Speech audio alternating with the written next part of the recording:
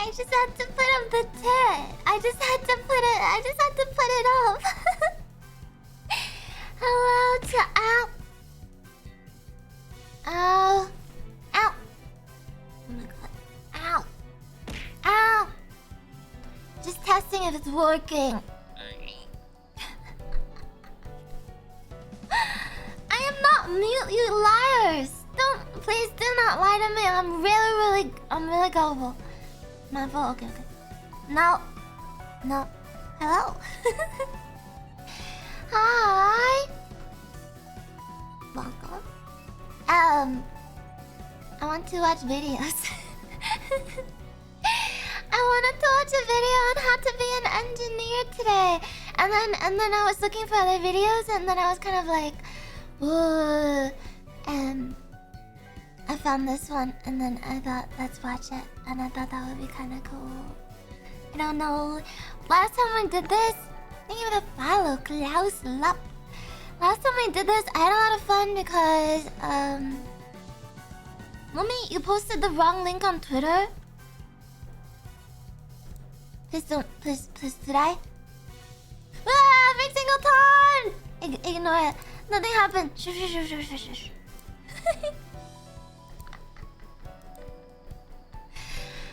Please don't talk to me. I'm a really good streamer, okay? I swear to God, I'm professional.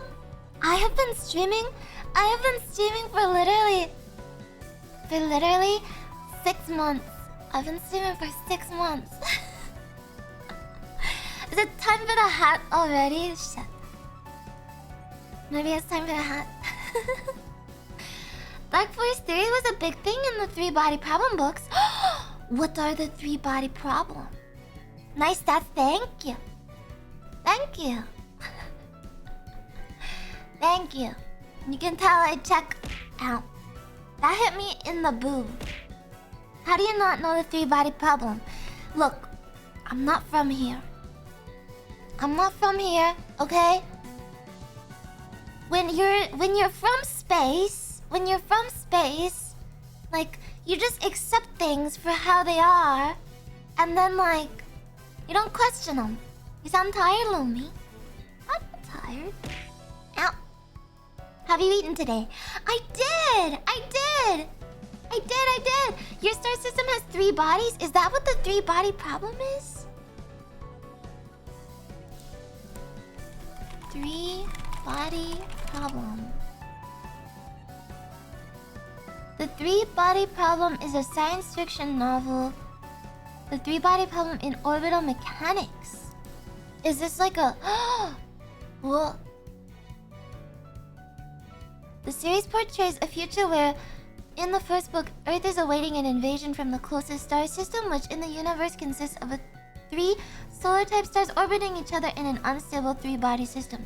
Hey, my solar system is stable.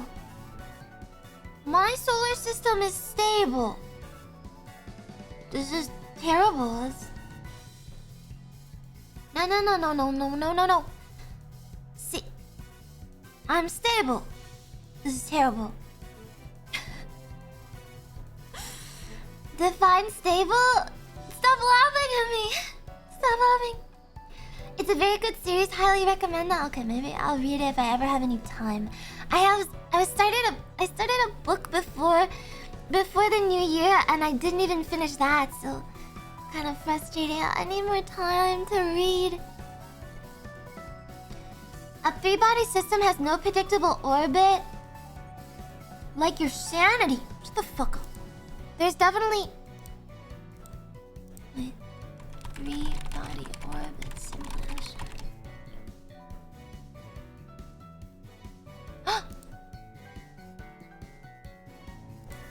Alright, we're getting... I'm just watching the fucking... Look.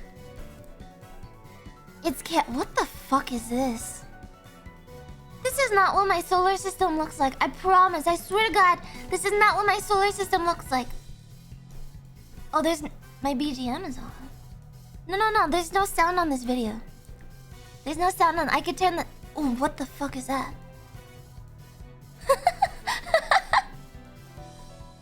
This is not what my solar system looks like. I swear to God. Thank you for the host. No. This is not... There's no Glee 667 orbit. No, what the fuck is this?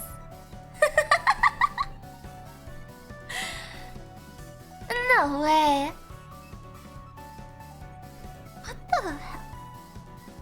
This one looks like a uterus. Yeah, it is. Glee 667 is a ternary system, yeah. Look, they kind of mirror each other.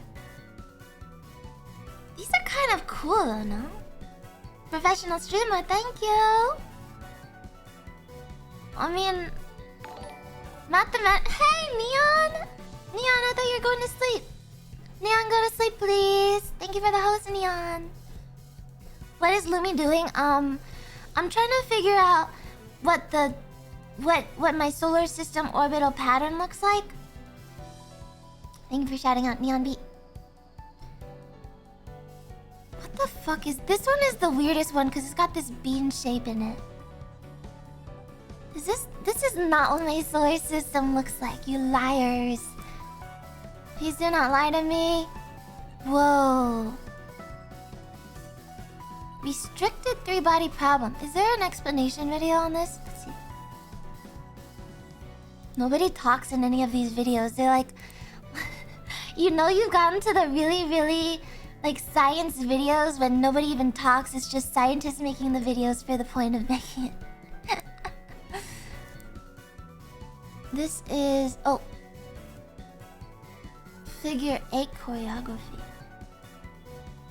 Restricted 3-body means that one of the bodies is massless. What? Whoa. Plumber sphere.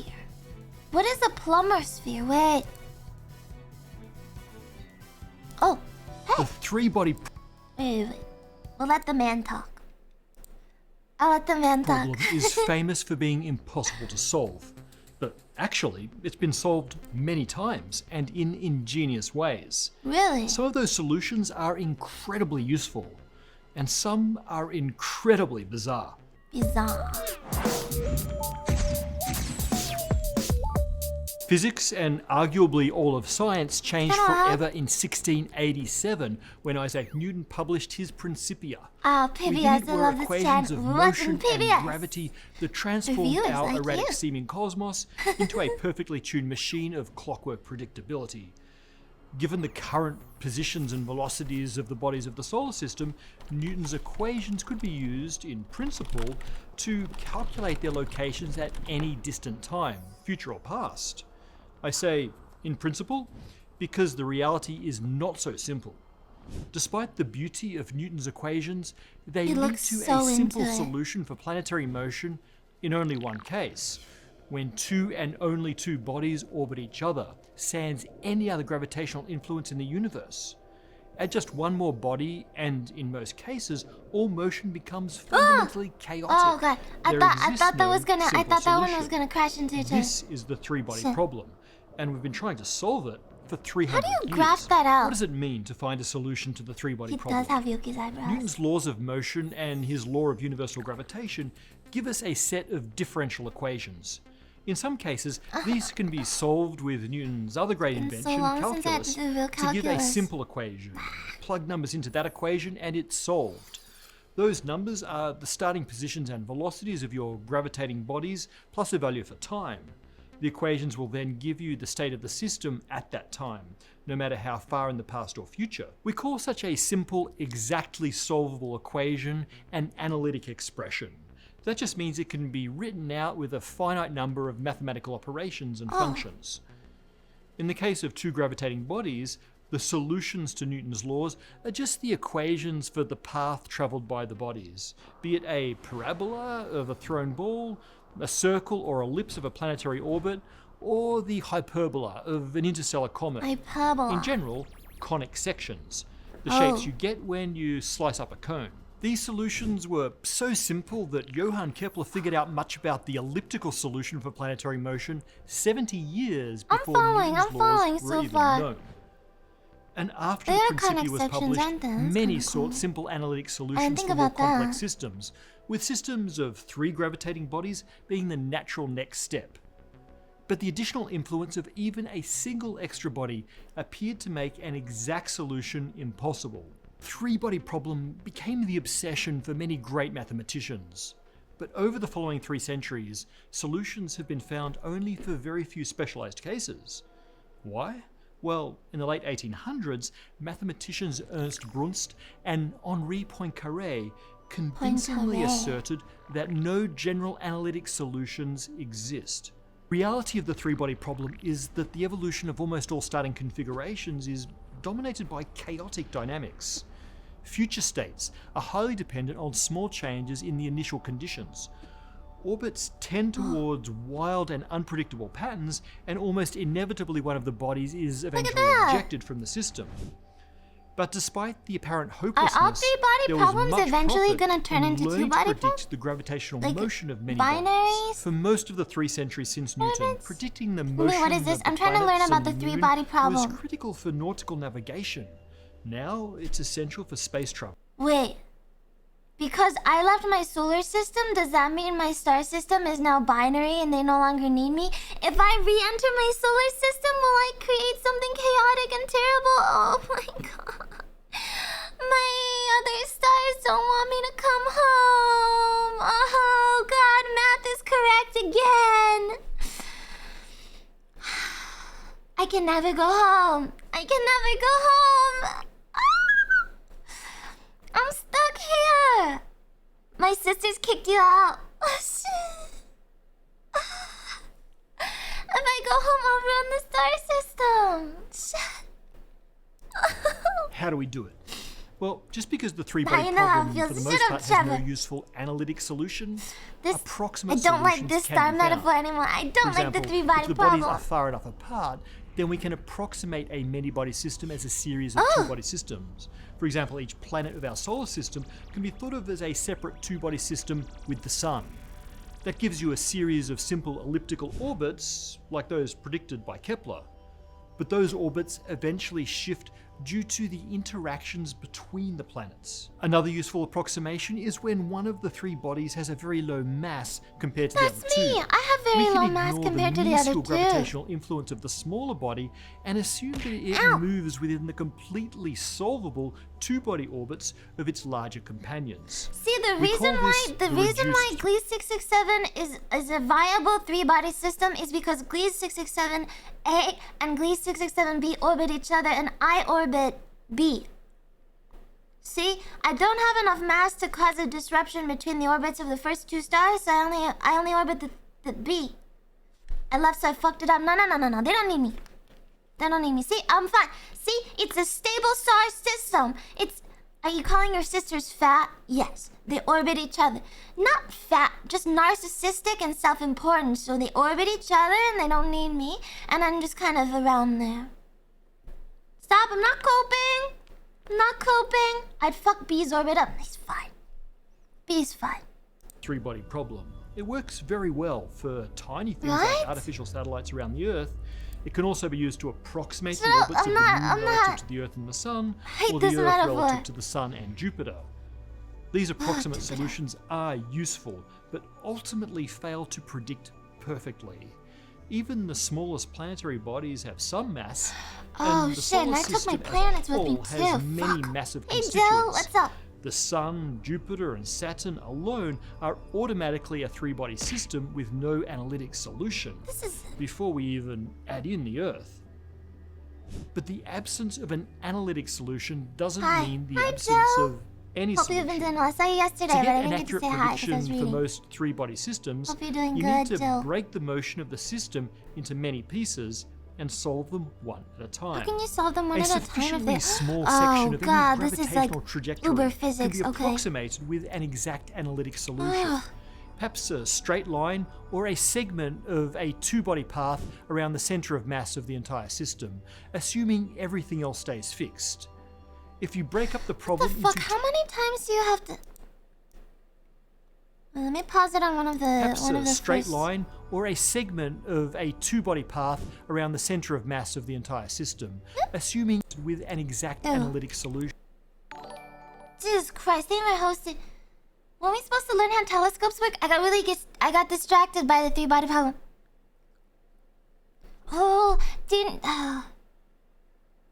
Can you make it into an algorithm, I suppose, to kind of... I mean, all you would need is... You could technically calculate it if you just had an ongoing...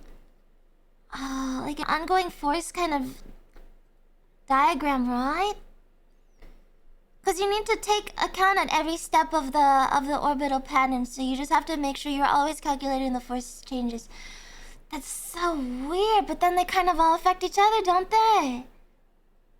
Oh, I'm sure you could code it. Right? Is Lumi about to revolutionize planetary mathematics this 5 years? I know. I'm sure they've made algorithms for various three-body problems. Let me find it. There's gotta be one algorithm for a three-body problem. That doesn't seem like so hard to code, right? Let's finish the video, because he said that they solved it. So it makes me think that they've already... I mean, the fact that there's a diagram that makes it easy to understand makes... Right? Look at this little jump here. That's so weird. That's really strange. Oh my god. And I thought regular physics was kind of frustrating and annoying to calculate out, but this must be terrible. When you have more technology in your pocket than NASA had in the 1950s, I mean, yeah, I'm sure there's a way. Let's see if he says that. Perhaps a straight Maybe he'll line give or a segment of a one of two-body the path algorithms. around the center of mass of the entire system, assuming everything else stays fixed. If you That break seems up like the a pretty problem into straightforward- tiny enough path segments or time steps, then the small Pretty motions straightforward of all calculation. bodies in the system can be updated step by step. This method of solving differential equations one step at a time is called numerical integration. And when applied to the motion of many bodies, it's an n-body simulation. With modern computers, n-body simulations can accurately predict the motion of the planets into the distant future, or solve for millions of objects to simulate the formation and evolution of entire galaxies. But these numerical see solutions that? didn't begin with the invention of artificial No, computers. I don't want to do the calculation. I don't Before even know where to get these the calculations numbers. had to be done by hand. In fact, by many hands. The limitations of approximate solutions, the laboriousness of pre-computer numerical integration, and also the legendary status of the three-body problem inspired generations of physicists Nuclear and physics is mathematicians fun. to Ironically, continue to Fallout seek got me exact into it. analytic solutions. And some succeeded, albeit in specialized cases. The first was Leonhard Euler, who found Euler. a family of solutions for three bodies orbiting around a mutual center of mass, where all bodies remain in a straight line, essentially in permanent eclipse. Joseph-Louis Lagrange found solutions in which the three bodies form an equilateral triangle. In fact, for any two bodies orbiting each other, the Euler and Lagrange solutions define 5 additional orbits for a third body that can be described with simple equations. These are the only perfectly analytical solutions to the three-body problem that exist. Place a low-mass object in any of these 5 orbits and it will stay there indefinitely, tracking the Earth's orbit around the Sun. We now call these the Lagrange points, and they're useful places to This park seems a our little bit spacecraft. too ideal There to was a work bit out, of a though. gap Like after an Euler actual and three-body Lagrange problem because wouldn't- to discover new specialized Right? three-body solutions, had we had to paths. search the vast space of N-body possible orbits simulation. Okay, let's using look that up. computers. The key was to find three-body systems that had periodic motion. They evolve, sometimes in complex ways, back to their starting configuration. Oh. In the 70s, Michel Hennen and Roger Brook found a family of solutions involving two masses bouncing back and forth in the center of the third body's orbit. In the 90s, Chris Moore discovered a stable figure-8 orbit of 3 equal masses. The numerical discovery of the figure-8 figure-8 was solution was real. proved mathematically by Elaine Chancina and Richard Montgomery, and insights gained from that proof led to a boom in the discovery of new periodic three-body orbits. Some of these periodic solutions are incredibly complex, but Montgomery came up with a fascinating way to depict them in the absence of simple equations. It's called the shape sphere, and it works like this. Imagine the bodies in a three-body Oh my system god, it's moving are in the Z vertices space of a triangle. on the Z The axis, center but is it's the center of mass of the represented system. in 2 dimensions. The That's evolution so of the system can be confusing. expressed through the changing shape of the triangle. We throw away certain information, the size of the triangle and its orientation, keeping only information about the relative lengths of the edges, or equivalently, the angles between the edges.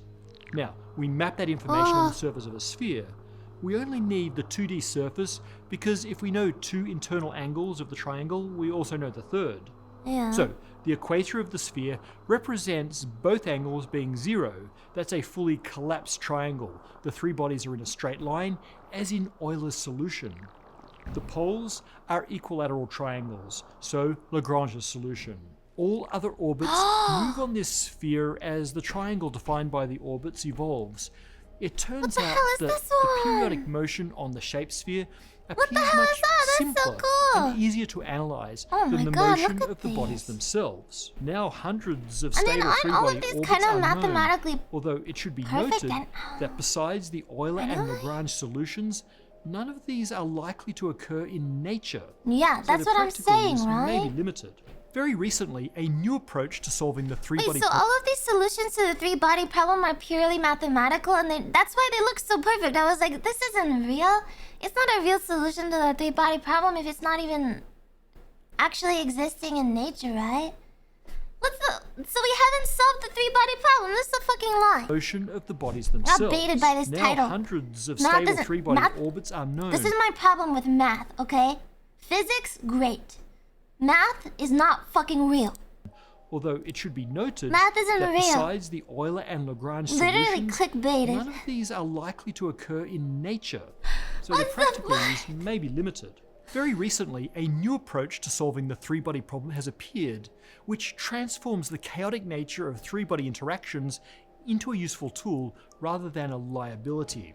Nicholas Stone and Nathan Lee published this in Nature in December 2019. No, everything is math, but math has to be applied to actually understand things. I know physics is math. Math is basically boneless nuclear physics. I like that. That's kind of true, isn't it? Oh, math is just information without bones. It hasn't been applied to anything, so it doesn't make sense. This is why I like physics over math. Math sucks. The thing about chaotic motion is that the state of the system seems to get randomly shuffled over time. The motion is actually perfectly deterministic, defined between one instant and the next, but can be thought of as approximately random over long intervals. Such a pseudo-random system will, over time, explore all possible configurations consistent with some basic properties like the energy and angular momentum of the system. The system explores what we call a phase space, a space of possible arrangements of position and velocity. They're just calling it like a gray pseudo-random area, system, basically? Statistical mechanics lets us calculate the probability of the system being in any part of that phase space at any one time. Seems like a cop-out. How is this useful? Well, actually, almost all 3-body systems eject one of the bodies, leaving a nice stable 2-body system, a binary pair. Stone and Lee found that they could identify the regions of phase space where these ejections were likely, and by doing so, they could map the range of likely orbital properties for the 2 objects left behind after the ejection. So this it always to be ejects. Incredibly useful for understanding the evolution of dense regions. If we go far enough into the future, do all 3 bodies problems become binary systems? Is there no successful trinary system? No? Almost always. No.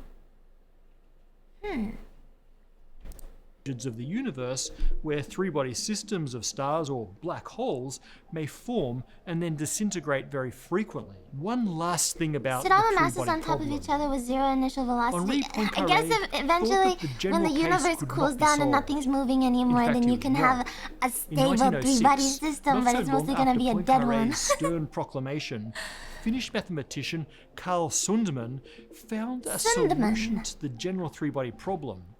It was a converging infinite series that added together an endless chain of terms to solve the orbital calculation. The convergence of the series meant that successive terms diminished to effectively nothing. So, in principle, the equation could be written out Isn't he just on paper. saying that it's gonna stop moving? However, the convergence of Sunman's series is so slow that it would take something like 10 to the power of 8 million terms Summation to yeah, converge literally, for it's a just... typical calculation in celestial mechanics. That is a lot of sheets of paper. So there you have it. The three-body problem is perfectly solved, uselessly, or for seemingly useless and bizarre orbits, and it can be approximately solved for all useful and practical purposes with enough precision to work just fine. Good to know next time you're in a chaotic orbit trying to astronavigate around two other gravitating denizens of space-time. A few weeks ago, I invited Matt to come to Fermilab to make Fermilab. an awesome crossover video on the subject of neutrinos. He accepted, and the rest is... Guys, neutrinos. Wait, I want to see if there's an example orbit of my solar system, because I'm pretty sure... So Gliese 667 is a trinary system, and there are habitable planets in it, but you would expect that, like, human habitable planets wouldn't be placed in a trinary system. I guess the ejection of the... If you eject a star from a solar system, does the ejected star become its own thing? Questions. Let's see. What the fuck is this? Oh my god, the music is so epic for no reason. Don't forget to subscribe. Thank you.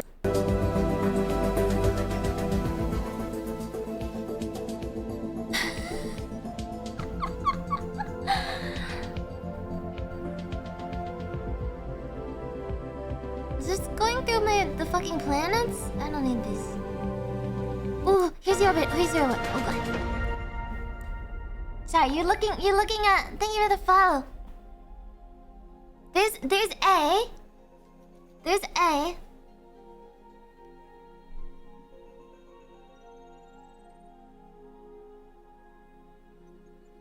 Ooh, we're looking at planetal orbits, not sun orbit. These are just Gliese 667A's planets. I don't want to see A planets. I want to see B. Oh, these are all of B's orbits. What's it? Ooh, system orbit. Here. This one, this one. Alright. Zooming out. It's zooming out really slowly. We're gonna get there. We're getting there, guys. Why is it so choppy? Don't ask me. This is 720p, okay? That's all I can get.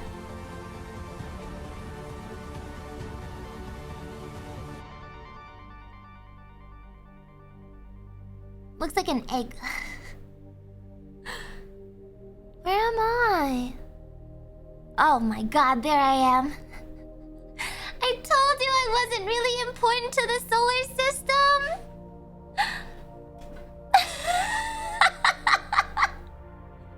I'm like all the way out there.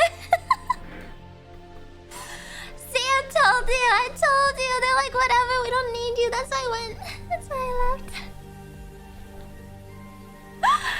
That's so funny. Okay, I don't need the tail. I don't need the... Oh my god, that's me! That's fucking me. I'm not important. Look at them. They're so tight-knit. And then I'm just outside. I'm just like right fucking here. Ow. I'm literally so neglected. I'm not in the inner circle, everyone. I'm not in the inner circle. Would you consider this to already be ejected? Look at them. This is basically a binary system, and I'm just kind of on the fringes, right? I'm already ejected. Yeah. Thank you for the follow.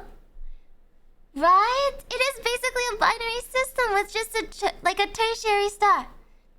It's not ejected if it's an elliptical orbit, but there's literally no... It's highly ellipsed orbit, still gravitationally anchored. I'm gravitationally anchored to, I guess, their orbit, but if I'm at this point and both planets are at this point, does that mean I would also get thrown out somewhere else? Are there elliptical, highly ellipsed orbit 3 body system. Hey, Ted! Let's watch the TED video. TED.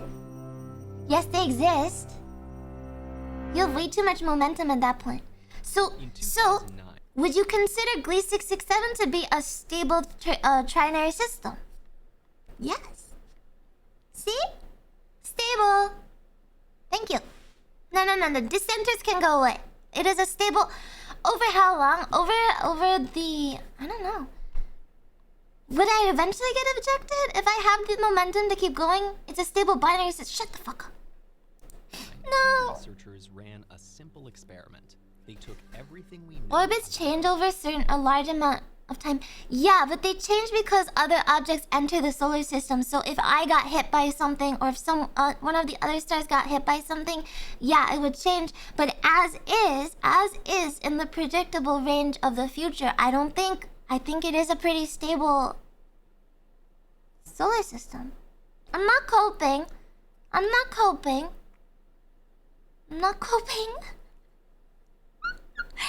As long as nothing disturbs our terrible familial relationship, nothing will happen. Nothing will change. It's gonna be great. It's fine. It's fine. It's stable this way. It's fine. Our solar system and calculated where every planet would be up to 5 billion years in the future.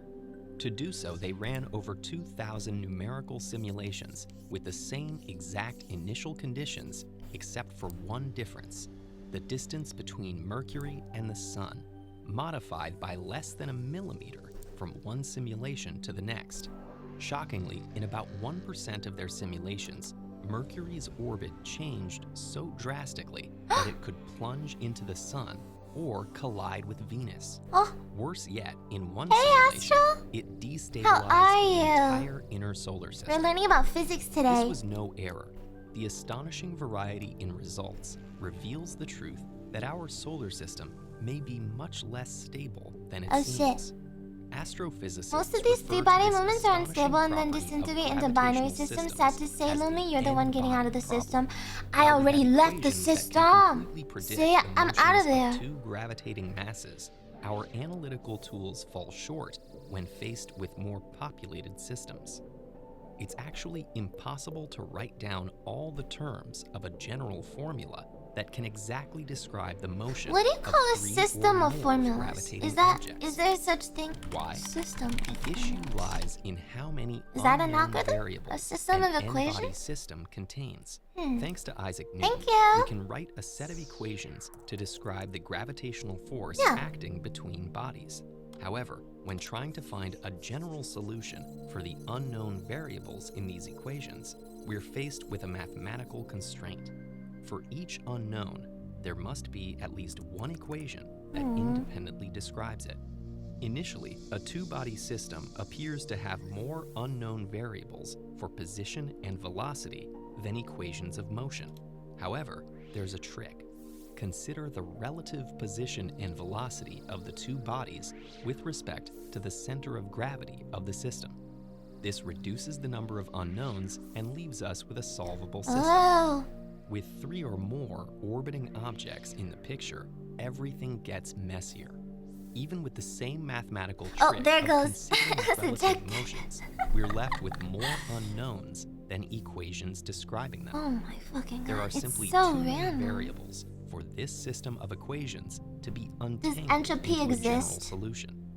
But what does it actually look like for objects in our universe to move according to analytically unsolvable equations of motion? A system of 3 stars, like Alpha Centauri, could come crashing into one another, or more likely, some might get flung out of orbit after a long time of apparent stability. Other than a few highly improbable stable configurations, almost every possible case is unpredictable on long timescales. Each has an astronomically large range of potential outcomes, dependent on the tiniest of differences in position and velocity. This behavior is known as Oh, I was drawing a chaotic by face. physicists. There's a couple of and stable is an solutions. important Yeah, we were characteristic just of looking at n-body them and systems. we Such were a looking system at the is like the still perfect deterministic, meaning there's nothing random about it. If solutions to the multiple systems three-body start from the problem exact same and how they don't really conditions, exist in they'll nature, always so they're reach the absolutely same result. useless. But give one a little shove at the start, and all bets are off. I That's feel like this is clearly just proving that relevant it's just impossible to calculate this out. So far, physicists have been able to get away from with approximating most masses in the solar system as roughly 0 compared to the sun. One other thing to note is that in general relativity, none of these apparently stable solutions are truly stable at the infinite time. I mean, I guess that makes sense. It's in kind space missions, when complicated orbits need to be calculated. of... Is with great entropy precision. real? Thankfully, continuous. Is entropy real in space? Space isn't real. What the fuck? How quantum entangle... Oh, well, let's go back to PBS. Entropy is surely one of the most perplexing concepts Hell in yeah, physics. Ozzy, It's variously space described guy. as a measure of a system's disorder, Shut or up, as the entropy amount of isn't useful real. work that you can get from a system, or as the information hidden by a system. Despite the Entropy seeming is real? What do ambiguity you in its mean? definition, many physicists hold entropy wanna to be know. behind I wanna one of the know. most fundamental laws. I can't deal with not knowing things. I always like struggle. Like if I don't know a thing, I get really confused about it, and I'm like, no. How can entropy be real? No. How can entropy be real if you're not real? I mean, it's not like a physical quantity, but it's certainly real. I know that entropy is real, but I don't want to believe that everything's like truly random. In You know? all of physics. And let's... Is this quantum entanglement? I don't know The what great quantum astrophysicist entanglement Arthur is. Eddington once said, "The law that entropy always increases If you get holds, I upset about think, not the knowing things, you're gonna have to supreme learn position among math. the laws of nature. I'm not- If your theory is I'm not against learning math. It's more like I wanted to do something more practical, so I liked physics way more than math. I don't know. Maths is cool and all, but physics is way cooler.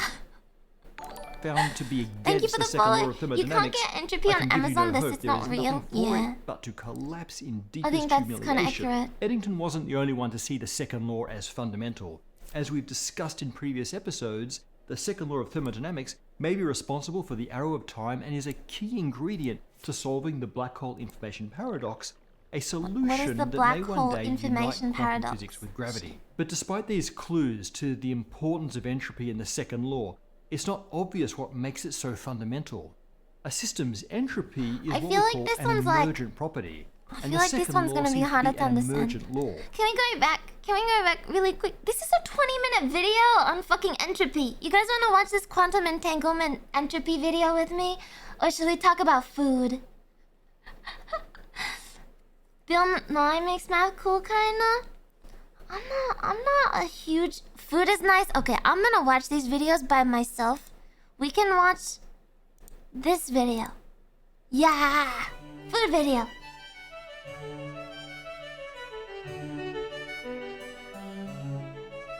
Hey kids, Hey, it's Food kids. Friday. So today's lesson is on the history of sushi. Sushi Wow. first came into existence in Japan around the 8th century. It consisted of gutted, salted fish stored in fermented rice. You know, this half-rotting rice is good and all, but I can still smell things.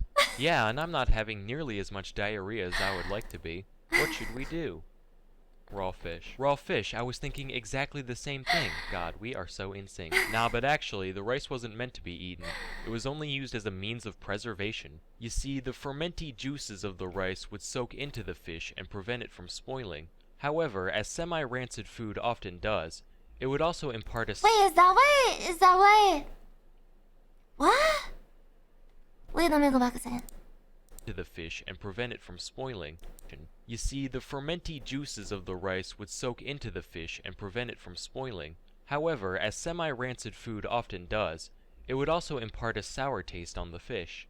That's where the name sushi comes from, an antiquated Japanese term for sour tasting. Also, it smelled like death. The odor is described as an extremely pungent cross between blue cheese, fish, and vinegar. Man, I'm mad. Why's that? I smelled something down the road. Thought a new sushi vendor was in town. Turns out it was just a hobo taking a piss on a tuna sandwich. Later on, during the late Edo period, people started pickling the rice, which drastically shortened the required fermentation time. So now, rather than smelling like blue cheese, fish, and vinegar, it just smelled like fish and vinegar. Go figure.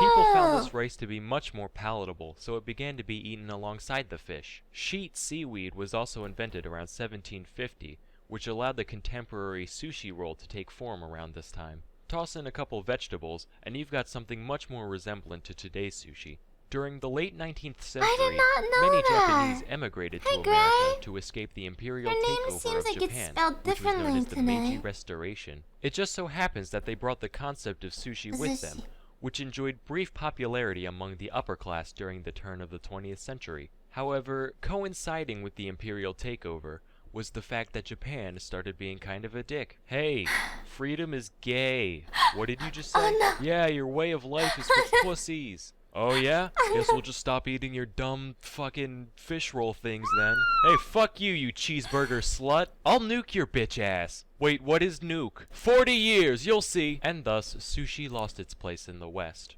Cut to the early 1960s. World War II tensions are mostly gone, and refrigeration is everywhere. This allowed sushi to again rise in America, this time for good. By the 1980s, sushi restaurants were everywhere, especially along the West Coast. But as you can imagine, American sushi saw significant alteration in order to appeal more to the Western palate. For example, if you went to Japan and asked for cream cheese in your roll, they'd probably just put you on a raft and gently push you out to sea. But to each their own, and today sushi is more popular than ever. So kids, remember to be careful of who you make fun of, because the weird smelly kid of today might just be the next big thing tomorrow. Oh, well, welcome back, Gray. I didn't know that sushi was used to, like, fermentation in the beginning. That's so cool. Wait. We must find out more. Hello and welcome back to another video. Oh my god, it's a child. I'll be talking about I'll be talking about the history of Have you sushi. guys tried sushi? Or at least heard about it? Well, most This of is literally a child. That is so cute. A literal child. Sorry, I don't want to listen to the literal child. Let's watch this other video. Sushi is now commonly acknowledged as one of the traditional This sounds like an Japanese adult. cuisines, This is fine. and of course, it has established its status through the long When we history got of good Japan. videos, click my link. Where are you However, even linking the me? oldest record mentioning something like sushi first appears in a written document from Nara era. It is inferred to be invented in Southeast Please Asia DM me. and introduced to Japan. No, from please Chinese DM me. I can't continent scroll through up. I'm Korean back. Peninsula. People, especially in remote area from seashore in the early times, have invented some preservation technology to keep seafood edible. They seriously straight up fucking like made rice wine and put the Fermenting fish in it. by mixing with cereal for about a year is now considered as Wait, the wait, wait, first for a form of year. sushi. Wait. By mixing with cereal for about a year is Cereal. now considered as the first form of sushi, which dates back to 1,000 years ago. 慣れ寿司。 This was a time when only the aristocrats and high priests could smack their lips, and it was a luxury item. Cereal Since as this in process rice. took a long period of time, and the cereal got fully broken down by the time when fish taste matured, impatient people started eating half-fermented fish while cereal still stays in an edible form, which is closer to the current style of sushi. In some part of Western Japan, they pickle Oh. fish and rice in a wooden container in order to quicken its fermentation process. It is known as the origin of oshizushi or hakozushi. 押し寿司。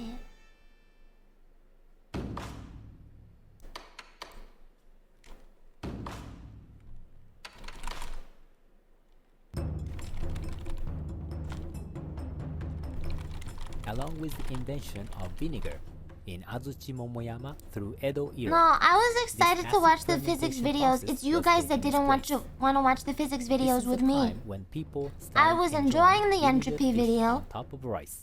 Get bigger And it has brains so we can established watch its them status together. as a fast food when the street vendors catering to the lower classes opened their business on food cart. Since the refrigeration technology has not built up yet, they pickled fish in salt or marinated in soy sauce to enhance the preservation quality. Sushi chef has also brushed up their skill to create nigiri sushi in the twinkling of an eye. In the twinkling and of people an imagined eye. as if they were like magicians and enjoyed watching their performance, Oh. not only the taste Is of it like sushi. a Guys, is making sushi categorized as a performance art? Oh god, of course we have to get the clip of the war stuff. During and after World Wars, due to the shortage and strict control of food under the government, Sushi Cart was not allowed to do their business until they started exchanging 1 cup of rice with 10 pieces of sushi with the processing license in 1947. Oh.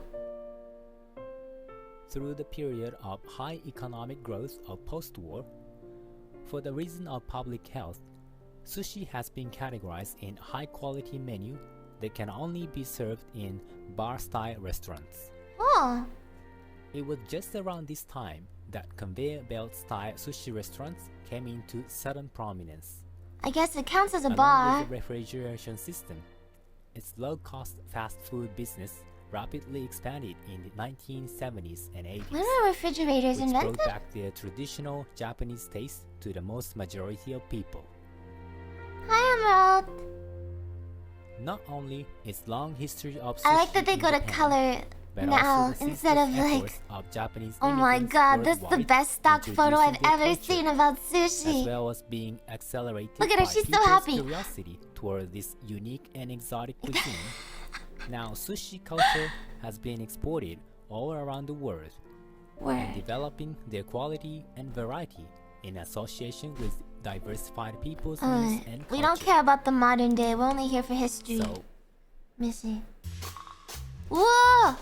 最初は僕食べたことがなかったので衝撃的でした。体中に電気が走るぐらいの衝撃。 Whoa! So this is the cereal, right? Oh my god. What is this yellow stuff? Is that like fish egg stuff? Wait. 撃がありました。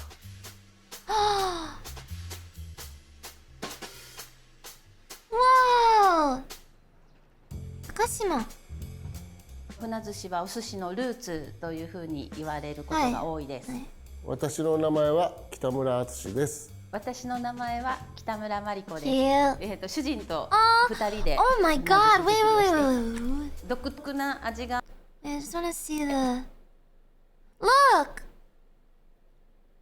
Is that all rice? Guys, is this all like the... No, that's stones. Are these stones? Or is this out of plane? 船寿司作りを Looks し like ている stones though. 独特な味がするのでおー生ハムのお魚版とかとしょっぱさはキャビアみたいなしょっぱさはあると思いま Whoa! す。お寿司も本慣れと早慣れと大きく2つに分かれるんですが、一般的なお寿司は早慣れになります。なのでご飯を炊いてシャリの上にネタを乗せたらもう1日で食べれますが、船寿司の場合は本慣れになりますので、琵琶湖で取れた船をご飯で発酵させた保存食になります。これは滋賀県の郷土料理になります。 I wanna お店は try it. 400年前、 wanna try 1619年が創業となります。私で18代目となります。自分はすごく面倒くさがり屋なんですけど、 I'm こ a の lazy 船寿司 person. 作ることに関してはその面倒くさいこともすごく好 Does き that で make す。 sense? 船寿司作りで大切なことは3つあります。綿抜き、血抜き、塩抜きです。この3つの作業を怠り Did he ます say と美味し desalination くな instead く of なり like... ます。船寿司が生の状態から商品になるまでにだいたい Okay, it is a 3年ほど stone. か It's a かり stone ま that す。gets put on top. ただ、やはり手間暇がかかるので昔みたいに各お家でっていうのは少なくなってきています。滋賀県の食文化とも言われますので、私たちでしか作れない、船寿司でお寿司のルーツを皆さんに知っていただきたいという思いがあります。ただただ美味しいです。やみつきになります。Is he actually? Shit. That is so cool. Wait, Jake sent me another video. Kyoto. Jake sent me another one. This one. I really like these like old methods of cooking. It's really interesting. Kyoto-style sushi is a Kyoto-style sushi. In Kyoto, sushi that is pressed or rolled is called kyozushi. I've never seen sushi like that. This sushi shop opened What? since 1781 is owned by Sasaki Shogo. Kyosushi. In Kyoto, far from the sea, raw fish was a delicacy that had to be preserved with salt or vinegar. Oh. This is the mother of all kyozushi. 江戸前はネタを食う、京寿司はシャリを食うなんて言うんです。ご飯のバランスがだいぶ大きいんですね。 I've never seen that before. Have you guys seen that kind of thing? Like, もう本当にお寿司の決め手。 What? Here, a specialized chef prepares the vinegared rice. Is it different than regular? Rice It looks harvested super the year pretty. before It almost looks being like a what are those like? It better soaks in the flavor, but Hana. controlling It's like moisture can Hana be something. tricky. もう水加減第一ですね。和菓子. He determines how Doesn't it much look like is a needed wagashi? before cooking. Vinegar mixed with sugar and salt is poured over the freshly cooked rice.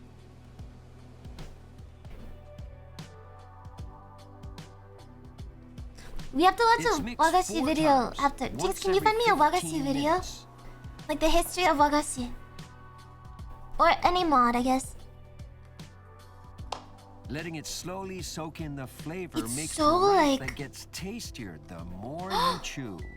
It looks shiny. 甘めのご飯に対して Crazy. 少し It's 塩 like 辛め almost の transparent. でお昆布の出汁の味がしっかりしてこう食べた時にこう口の中で踊り出すようなハーモニーがありますよね。Kyoto's unique culture has given rise to sushi Isn't that with just the an fucking... emphasis. Isn't that just the skin on the sushi? Look at that. Oh my god, that's really pretty. Whoa. Kyosushi. Wait, Master Chef Saito. Let's see if we can find a video trying it, because I want to know what it tastes like. It's the macro. Yeah, RTX on. RTX on fish. Oh shit. Whoa. There's so many sushi videos. Okay, wait. Woo. Okay. Thank you, Jinx. Wagashi. Have you guys heard of wagashi? Have you ever seen like a real like Japanese tea ceremony and they have like the real wagashi? Like you can. I had one once. I was in Japan for a little bit, but I also found them in New York, and you can get like they're really beautiful with wagashi. お菓子ですから、まずは美味しさを追求し It's ま like す。 an art form. 季節の流れの美しさ。例えば、花いかだというお菓子があります。 They feel very springy. 季節の移ろいが鮮やかで見事です。これをお菓子として表現するのが私たちの仕事だと思っています。 Japan is such an aesthetically based culture, isn't it? Everything has to be very beautiful. I guess that's the... 私の名前は福島敏夫です。この福島屋の5代目の経 I guess during the period of time where they were separating like Edo and whatever, and they had that huge kind of art revolution, and it just always stuck, huh? Yeah, Japan has always been a very aesthetically minded culture, haven't they? That's really interesting to think about, because it extends into just food and everything. Right? Even the food is beautiful. 経営 Kind of 者 cool で to think す。 about. 私は福島慎太郎です。6代目の経営者です。 Ooh. 主力商品は上生菓子 Yeah, even で the す。 swords, everything's 日 beautiful. 本の食材を使った What's a 日本古来 non-aesthetically の minded 伝統 culture? 的なお菓子です。 In 和菓子 comparison. の和は日本を意味します。うんお菓子はスイーツを意味します。 Sweet. 和菓子は甘さを控えております。甘さを Oh 少 my なくす god, るこ look と how によっ beautiful the て little like tiny pieces 素 are. 材の美味しさ、小豆の美味しさ、手棒豆の白あんの美味しさ、こういったものが生きてきます。 Yeah, I remember. We should watch the だ history い of たい1 Japan. 年間で200種類のお Look 菓 how 子 beautiful they 製 are. 造します。季節の折々にどんどん種類が変わっていきます。これは季節を表す。 I 例え learned ば how to 今 make で the し kind た of ら buns with the like 梅の hedgehog 花、 buns ある with い these は kind of little cuts in them. 水仙の花、あるいは椿のわびすけというお菓子もあります。 I think one of my mom's family friends out この moved to 本は Japan and then she learned how to do this. 1867年 And に then she 書 taught かれ me. た本です。やはり創業の時の Out. 精神といいますか、それを大事にするということ。その当時のひな Those are 形 the を molds. そのまんま写したものを Oh 使って my います。 god. 代々受け継いでいる木型を使って作るものもございます。 What's the difference between a wagashi and a 手だ mooncake? けで You guys ever see 形 like を作る手形と申しま Chinese して手だ mooncake? けで形を成形するものもございます。 Ooh.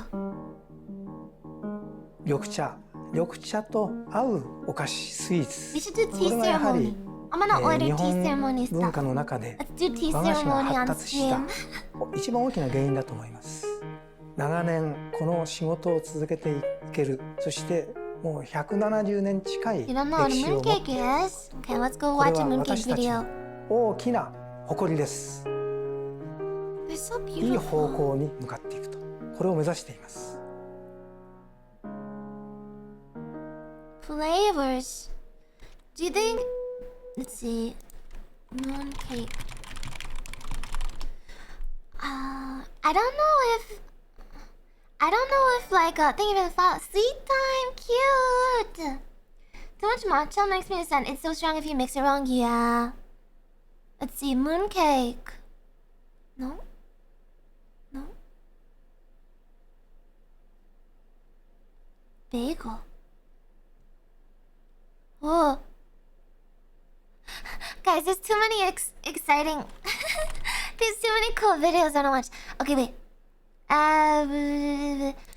Let's watch this one.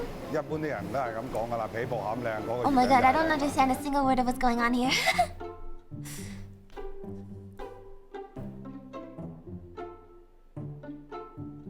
Mooncake.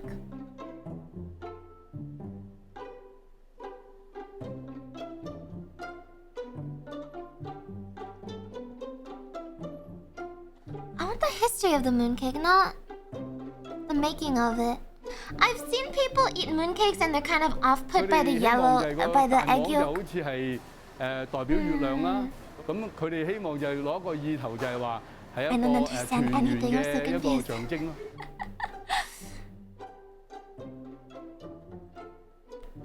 There's been stories of like 月餅 people 嘅歷史 passing 咧就 messages 其實係當陣時 in 元 the 朝 in 就 the 統 mooncake, 治咗 which 中 is 國 kind。of cool. 咁中國人咧就想響同一時間嘅起義，咁佢哋就諗到用月 Yeah, 餅呢個方式 they 咧， pass 就係傳 messages. 遞 That's 消 what 息， it 就 says. 希望所有 You put the 起義嘅 message, 人 like 咧 the, 都 you 要 roll 喺 up a 唔同嘅 message, 地 you put 方 it in your 同一 fucking 時間 mooncake. 都去做起義。It's really interesting. 食月餅嘅時候，月餅未必係好好味嘅，但係幫你食呢個 Really 月 have 餅 this 嘅 in 時 Mid 候 Autumn 咧，其 Festival. 實就係幫 Yeah. 你勾起好多回憶。嗰啲回憶就係你到童年嘅時候，同屋企嗰啲人一齊慶祝中秋節嗰種開心嘅。 Is that really like a revolutionary thing during the mooncake? History of the mooncake. Was it actually? How did they get a revolutionary food item? They did it to fight the Mongols? Mooncake. Oh.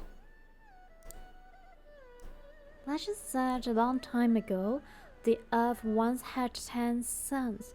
The heat led to serious drought and famine. To cope with Famine. difficulty, a skilled archer called Ho Yi shot 9 of the sons. He was Hey, Ho Yi was the one who married the moon rabbit. What's her name? Ho Yi is the one who was in love with the moon, right? Ho Yi and Chang'e. Yeah, nice, good job. Hey, Barry, thank you for this. Oh, thank you for 5 months, Barry. Chang'e is the moon lady. She's the moon lady. I watched that movie on Netflix. I don't know. The god rewarded him with the elixir of immortality. Oh God, I can't with the accent. I'm sorry. And planned to share it Oh, with nice. his wife Called it. Chang'e. Unfortunately, She does not look. one That's day not a when flattering Ho Yi picture. went hunting, his apprentice came to his home to steal the elixir. Chang'e knew Elixir. that this man was a wicked What is the movie person. called? She couldn't let him live forever to jeopardize. I don't know if I want to watch this whole thing. Netflix moon. This one. Over the Moon. This is Over the Moon. It was a good one, and I liked one of the songs in it. Yours Forever. I was gonna sing that, and then I couldn't find someone to duet with me. Struggles of being an idol is you can't do anything with anyone. Anyway. I think I got another video of... Oh! Wait. Wagashi as performance. Thank you, Jinx! Did he do his hair for this video and everything? Oh. Wagashi are traditional Japanese sweets. What about moon jelly? I could. They come in a huge number of varieties. Moon jelly would be good because it's about the moon, isn't it? Mostly made from rice or bean dough and sweetened with natural ingredients. Wagashi are widely enjoyed today. Oh! I love the simplicity of it. Of all the varieties of wagashi, the most artistically striking is a type called nerikiri. Nerikiri. The base ingredient of nerikiri is a white bean paste made by boiling and kneading white kidney beans. This paste is easily colored and shaped. It takes a skilled artisan to craft these sweets in designs that reflect the passing seasons. It's so nice. Nerikiri are often used in the traditional tea ceremony. Their sweetness mellows and complements the bitterness of the green tea. I want to do a tea ceremony. Junichi Mitsubori Why does he is look a so wagashi cool? artisan Why does he look like a who has fucking taken like nerikiri anime to another protagonist? level, elevating it into an art. Jesus. You ever watch those like... For me, the act of making nerikiri is an art. Oh my From god. the tools I use to the movements I make while crafting the sweets, my aim is to create a world of elegance, a space in which my performances will enchant the audience. Wagashi artisans normally He has work his out mask of next sight to behind him. the scenes. Mitsubori creates sweets before his audience's eyes, clearly showing every part of the process. From his unique tools to the carefully There's choreographed such a way he deliberateness wields of his movements, everything right? is designed to enhance the I'm not- artistry of the performance. It does seem like an artistry thing. For example, these Jeez. chopsticks fitted with needle ends are Mitsubori's own invention. Oh. Such tools allow him to carve and mold the material into subtle shapes and curves, creating startlingly brilliant effects. How does he get the tips on that? Mitsubori plays with light and shadows, creating a tranquil space in which to serve his guests. Thank you for the sub on YouTube. The extraordinary beauty of Mitsubori's work quickly won acclaim around the world. That's not real. No way, that's real. That is not a food. With No my fucking creations, way. I'm not aiming to satisfy the taste buds. Rather, I hope to satisfy the spirit. I'm trying to use the medium of wagashi to help people to see, to feel, to experience life at a deeper level. The Japanese have always held the spirit of hospitality in the highest regard. Through his wagashi performances, Mitsubori tries to directly communicate this spirit to audiences around the world. What the hell? Why does he legitimately looks like a fucking, like... Let me find the shot with the mask again. Kind of very... めっちゃかっこいい。He's so cool! Shit! Imagine how much training that must have taken. I feel like all of Japanese culture is just like tradition. You ever hear like you can you be a self-taught wagashi artist? What was I gonna look up next? Jeez. Wait, I wanted to watch the history of Japan. Cause I was thinking about when the culture diverged. Japan is an island by the sea filled with volcanoes and it's wow, beautiful. In the year -1 billion, Japan might not have been here. In the year -40,000, it was here, and you could walk to it, and some people walked to it. Then it got warmer, some icebergs melted, it became an island, and now there's lots of trees because it's warmer.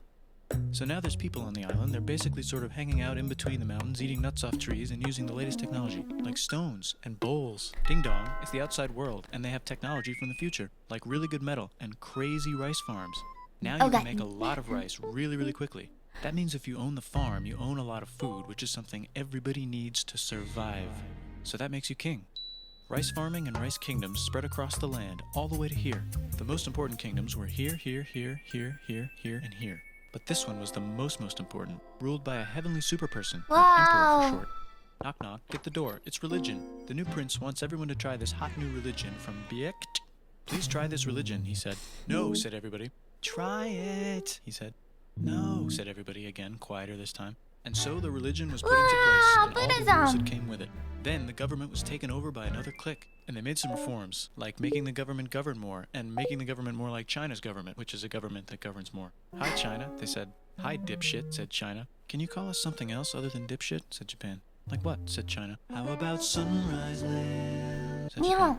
And they stole China's alphabet and wrote a book about themselves. And then they made lots of poetry and art and another book about themselves. Then they stopped moving the capital every time the emperor died and kept it in one place for a while, right here. And they conquered the north, finally. Get that squared away. A rich hipster named Kukai is bored with modern Buddhism, visits China, and learns a better version, which is more spiritual. Comes back, reinvents the alphabet, and causes art and literature to be great for a long time. And the royal palace turned into such a dream world of art that they really didn't give a shit about running the country. So if you live outside the palace, how are you supposed to protect your shit from criminals? Hire a samurai. Everyone started hiring samurai. Rich, important people hired samurai. At what point did I get obsessed with art again? It's China and learns a better version, which is more spiritual. Comes back, reinvents the alphabet, and causes art and literature to be great for a long time. And the royal palace turned into such a dream world of art that they really didn't give a shit about running the country. So if you live outside the palace, how are you supposed to protect your shit from criminals? Hire a samurai. What year was that? And they just started from before 1000 AD. They just started being all about aesthetics and they never gave up, huh? More powerful than the government. 900 AD. Thank you, Dokuryu. They let the emperor still be emperor, but the shogun is actually in control. Good day, hi, Muriel. The Mongols have invaded China. We've invaded China, said the Mongols. Please respect us, or else we might invade you as well. Please respect us, said please. Japan. So the Mongols came over, ready for war, and died in a tornado. Oh, shit. But they tried again and had a nice time fighting with the Japanese, but then died in a tornado. Then the emperor overthrows the shogunate. Then the shogunate overthrows him back and moves to Kyoto and makes a new shogunate. And the emperor can still dress like an emperor if he wants. That's fine. Now there's more art. Like painting with less colors, collaborative poetry, plays, monkey fun, tea parties, gardening, architecture, flowers. It's time for who's going to be the next shogun. Usually it's the shogun's kid. The art thing just never went away, huh? It's just art forever. Yeah, we need Japan and AOE4. We need Korea and AOE4 so I can get my turtle ships. Now on your phones. And everyone voted so hard that the palace caught on fire and burned down. The shogun actually didn't care. He was off somewhere doing poetry. And the whole country broke into pieces. Everyone is fighting with each other for local power, and it's anybody's game. I want my fucking turtle No, they're not here to take over. They just want to sell some shit. Like clocks, and guns, and Jesus. So that's cool, but everyone's still fighting each other for control, now with guns. And wouldn't it be nice to control the capital, which right now is puppets, with no one controlling them? This clan is ready to make a run for it, but first they have to trample this smaller clan, which is in the way. Surprise, the smaller clan wins, and the leader of that clan steals the idea of invading the capital and invades the capital. And it goes very well. He's about halfway through conquering Japan when someone who works for him kills him, and then someone else who works for him kills Jesus in them. Japan, I got my fate husband, Amakusashiro. And then he confiscated everybody's swords and made some rules. And now I'm going to invade Korea and then hopefully China, he said, and failed, and also died. But before he died, he told these 5 guys to take care of his 5-year-old son until he's old enough to be the next ruler of Japan. Me, and I'm the the five guys son. said, yeah, right, it's not going to be this kid. It's going me. to be one of us, because we're Hey. grown-ups. And it's probably going to be this guy, who happens to be way more rich and powerful than the others. A lot of people support him, but a lot of people support not supporting him. They have a fight, and he wins, and starts a new government, right here. And he still lets the emperor dress like an emperor, and have very nice things. But don't get confused, this is the new government, and they are very strict. So strict they closed the country. No one can leave, and no one can come in. Except for the Dutch, if they want to buy and sell shit, but they have to do it right here. Now that the entire country was not at war with itself, the population increased a lot. Business increased, schools were built, roads were built, everyone learned to read, books were published, there was poetry, plays, sexy times, puppet shows, Sexy Dutch studies. times! People started to study European science from books they bought from the Dutch. We're Whoa. talking geography, skeletons, physics, chemistry, astronomy, and maybe even electricity. Over time, the economic and cultural prosperity began to gradually slow down. Knock knock. It's the United States, with huge boats, with guns. Gunboats. Open the country. Stop having it be closed, said the United States. There's really nothing they could do, so they signed a contract that lets the United States, Britain, and Russia visit Japan anytime they want. Choshu and Satsuma hated this. That sucks, they said. This sucks. And with almost very little outside help, they overthrew the shogunate and somehow made the emperor again and moved him to Edo, which they renamed Eastern Capital. They made a new government, which was a lot more Western. They made a new constitution that was pretty Western, and a military that was pretty Western. And do you know what else is Western? That's right, it's conquering stuff. Wow! So what can we conquer? Colonization! Korea. They conquer Korea, taking it from its previous owner, China, and then go a little bit further. And Russia rushes in out of nowhere and says, Stop, no, you can't take that. We were going to build a railroad through here to try to get some warm water. and Russia builds their railroad, supervised by a shit ton of soldiers. I've seen And then some when of the the railroad old was done, they Russian downgraded to a fuck railroad ton. Did I say stations. downgraded? They're really And cool. Japan says, They "Can go you all the maybe way chill?" through like And Russia says, they "How about touch on maybe you Inner chill?" Mongolia Japan and is kind of stuff. scared of Russia. You'll pretty never guess cool. who's also kind of scared of Russia. Great Britain. So Wow. Japan and Great Britain make an alliance together so they can be a little less scared of Russia. Feeling confident, Japan goes to war against Russia, just for a moment, and then they both get tired and stop. It's time for World War I.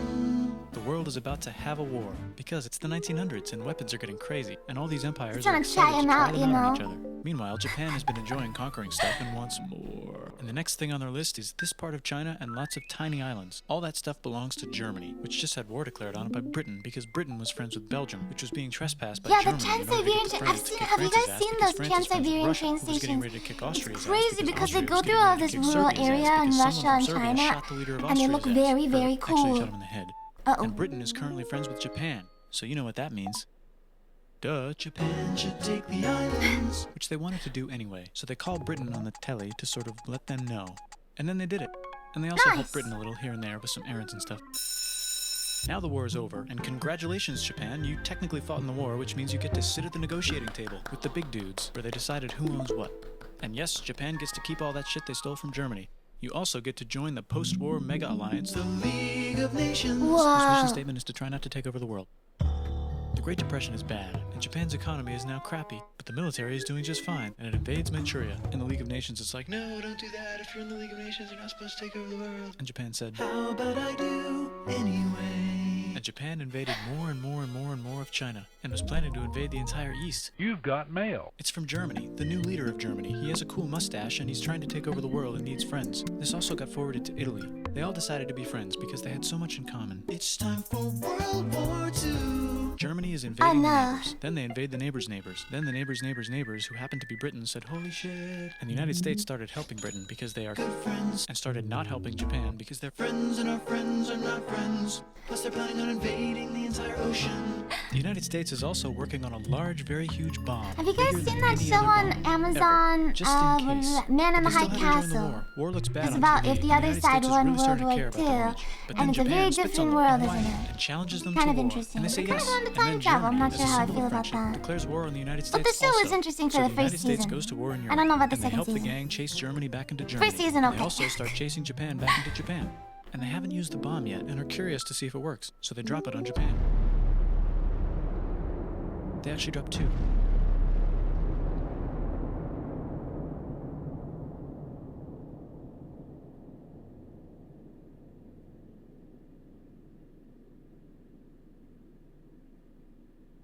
The United States installed a new government, inspired by the United States government, with just the right ingredients for a post-war economic miracle. Wow, And Japan starts making TVs, VCRs, automobiles, and camcorders as fast as You're they the can. And follow. also Your better time to than everybody follow. else. They get rich, and the economy goes wild. And then the miracle wears off. But everything's still pretty cool, I guess. Anime. Everything's pretty cool, guys. We're all good. We're all good. Trans-Siberian Railroad. Thank you for the follow. Whoa. CBC. Oh my god, what the fuck is that? Thank you for the follow.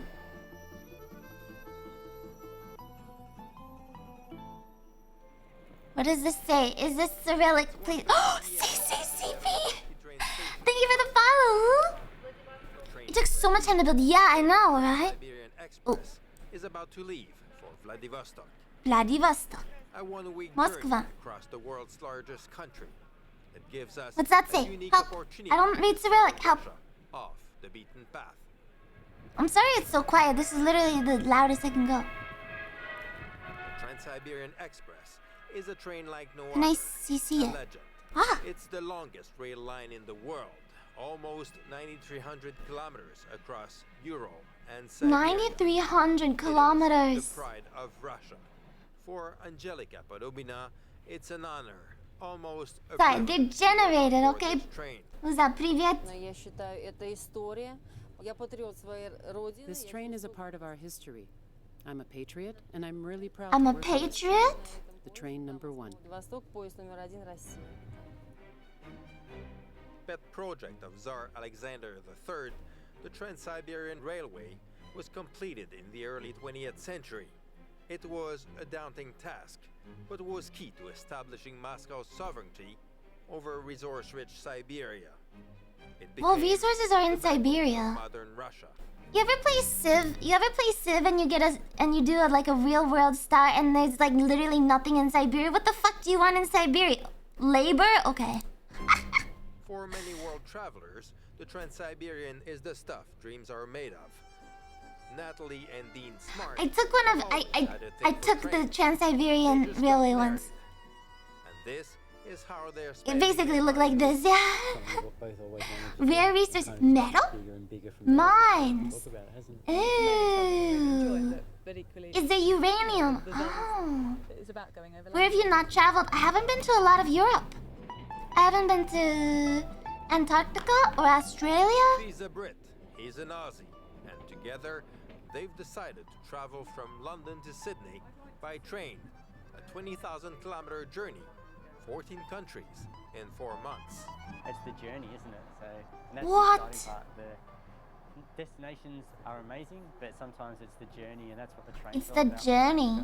Have you been to Las Vegas? No, I haven't been to Las Vegas. But for Angelica Podobina, riding the train is no holiday. She's responsible for the passengers. I like her hat. And safety. She leaves home for 15-day stretches. More than a job, it's a calling, a way of life. You get used to it. You end up having 2 parallel lives. One at home and one here on the train. I love my job. I love to communicate with I people. don't know how much I like this video. Let's see if we can find a different look. Ooh, Trans-Siberia by private train. Ooh, this one's fucking loud. This is what it looked like, by the way. I think what I liked about the Trans-Siberian Railway is that, you can see, if you go from a journey out through here in the nowhere breathtaking into a city and landscapes. stuff, you can see the sky kind of slowly gets lightly smoggier. The That's not a world's good thing. longest railway line. The sky was like a fucking legend rainbow. in the That's really truest cool. sense of the word. But for most people, a trip on the Trans-Siberian Oh my God, it's Railway so long. means something far more. Holy shit. The wind is blowing through her hair. The fulfillment of a lifelong dream. It's like a pilgrimage shit. Out of Russia and Mongolia to Beijing. I think I took this part. How long is the ride? It must be 15 days, right? Fucking long ass Moscow, time. the cultural and political center point of Russia. I want to see the culture A stops. visit to the Kremlin is just one of many high points of a tour through the Russian capital. Let's see. So they start in Moscow, Kazan, Our next stop, Yekaterinburg, Yekaterinburg. Aren't these all like pretty big cities? Sometimes I forget that there are big cities on the east, in the center and east of Russia. I want to see the little culture points. There's an ever-growing distance between towns. Here. Ah! Russian folk musicians greet the disembarking travelers.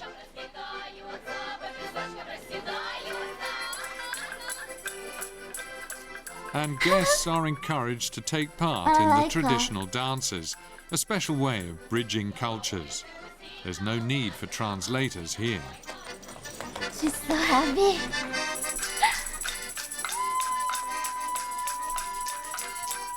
Oh. I want to learn like a Russian folk dance. I think that'll be cool. Yekaterinburg is renowned as a place of learning and as an industrial centre, but it's perhaps best known for an especially dark chapter in Soviet history. It was here in 1918 that Bolsheviks murdered Tsar Nicholas II and his family. The so-called Church on Blood was built to commemorate the tragic episode. Look how fucking gold that is. I took Our this train part. is now This travelling through Siberia towards I don't think I Novosibirsk. went to Beijing. I think I stopped before that. Was not interested. Shortly before lunch, the onboard kitchen is a hub of Whoa. activity. Oh my god, guys. I love The freshest sauerkraut. ingredients and a wide variety of gourmet meals make this trip a culinary treat. Oh. Of course, Russian specialities make up a large part of the menu. I don't know too much about Russian food, to be completely Some honest with 30 you. onboard personnel operate the train's dining cars, catering to the guests' every wish. The Tsarengold Railway offers the consummate in service and dining pleasure. Look at all of these No other paintings. Trans-Siberian line comes close. It's an inviting atmosphere that lends itself to conversation and good times. For many, it's the beginning of meaningful friendships.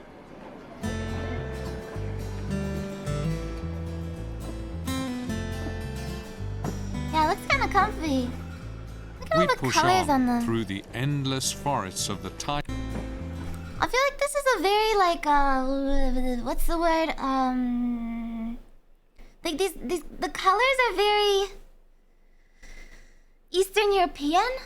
Like you can see them kind of reflected in so many of the of the older villages and stuff, but also even like the Rom, right? The Romani have that kind of color on their caravans, right?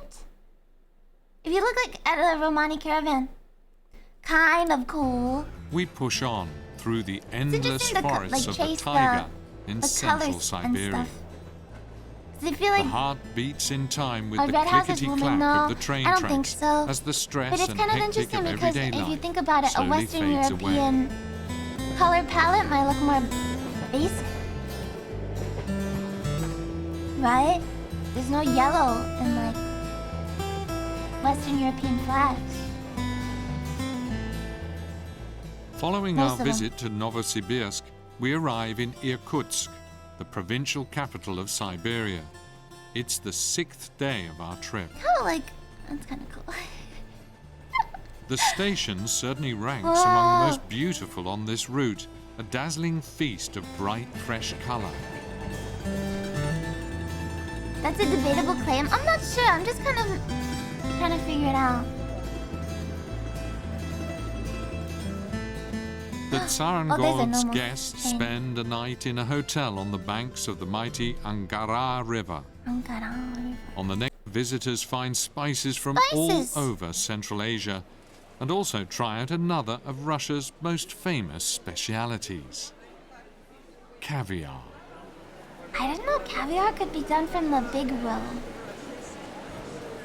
What is the difference between caviar and roe? caviar versus roe. Souvenirs and jewelry are just a few of the All items to be fish bought eggs here. are roe, but not all roe Siberia is is caviar. rich in semi-precious stones, and the Irkutsk The term caviar only applies to the fish roe in the sturgeon family Accipinceridae. Salmon roe and the roe from whitefish, trout, cod, red caviar, ikura, and tobiko are caviar substitutes and not caviar. This narrator is lying to me. That is not caviar. is Liar. famous for its handicrafts. Whoa. But be careful. You could find yourself caught That up was in roe, a not buying caviar. frenzy.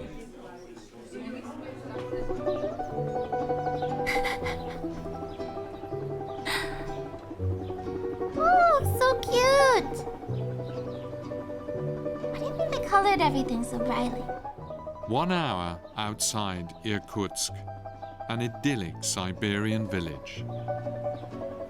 Honestly, the Mongol. Whoa. Yeti, a type of hamburger made of mutton and pork. I've had this. It's actually really good. Meanwhile, the family matriarch Irina serves the first course, another famous Russian speciality, borscht. Borscht.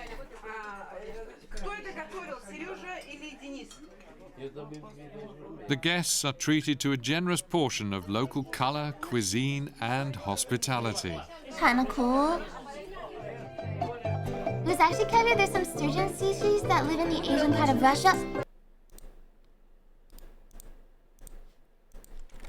Types of caviar.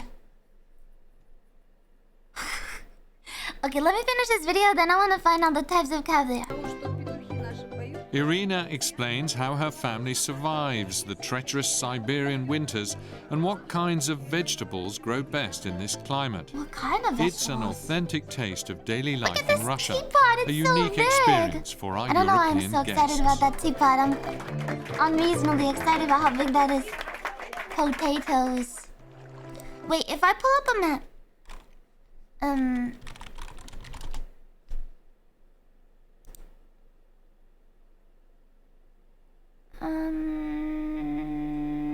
I'm guessing there's not too much up here. Where is Irkutsk?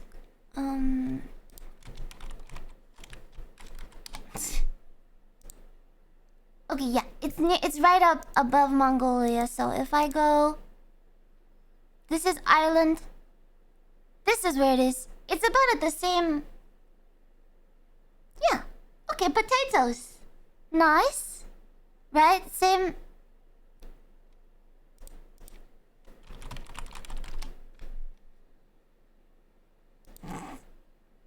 One second. Latitude. Took me a second. It's the same latitude as Ireland. What do you grow up here? Do you just not grow anything? Doesn't quite work that way? Wait, no? Can I have hardiness zones? World map? Okay, wait. This is a gardening stream now? Gardening stream? Plant hardiness. What the fuck is that? You guys see this? Okay. Ireland is zone 9. That's zone 3. Wait, why doesn't it work like that? Why doesn't... What? You would... Is it like... Oh, it's elevation. Above sea level? No? Wind matters more than latitude. Continental climate. Is that in the... Is Irkutsk in the steppe? Is that already in the steppe? Sea brings cold. I'm pretty sure this is less hardy than this. Like, you can't grow anything in 3, so this would be colder than this. Being inland changes the climate. Yeah, but you would expect... I guess it's just so much wind because it's so flat. Oh. Okay, wait.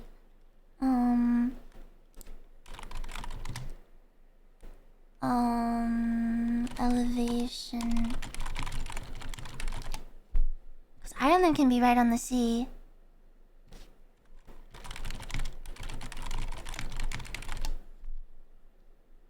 Oh. Okay, that makes sense. Got it. Man. Oh, so it's way higher. What grows in this hardiness zone? Wait, what hardiness zone was it? Zone 9. Zone 9 hardiness plants. Best plants are Zone 9. 3 is not a... But I guess it's so much windier. Can you even plant any... No, I don't want you to know my location. This is all fucking flowers. I want vegetables. Kale, lettuce, peas, radishes, spinach, Swiss chard. That is not... What?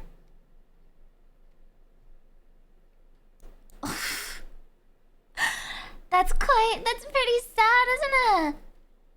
1440 feet is still nothing. That's like the elevation of a lot of Arizona. Why is Arizona so arid compared to I guess it's the same level. It's still a desert. It's just an icy one. The tundra is also a desert, isn't it? I don't think Irkutsk is a tundra, but it's close enough to being a tundra, isn't it? A lot of vegetables and fruits have trouble growing on non-arable land, which is why you raise livestock instead. You can't grow shit though. That's so... Ooh, only the really hardy ones. Mountain ranges create dry zones as well. It's more forested. If we look at a world map,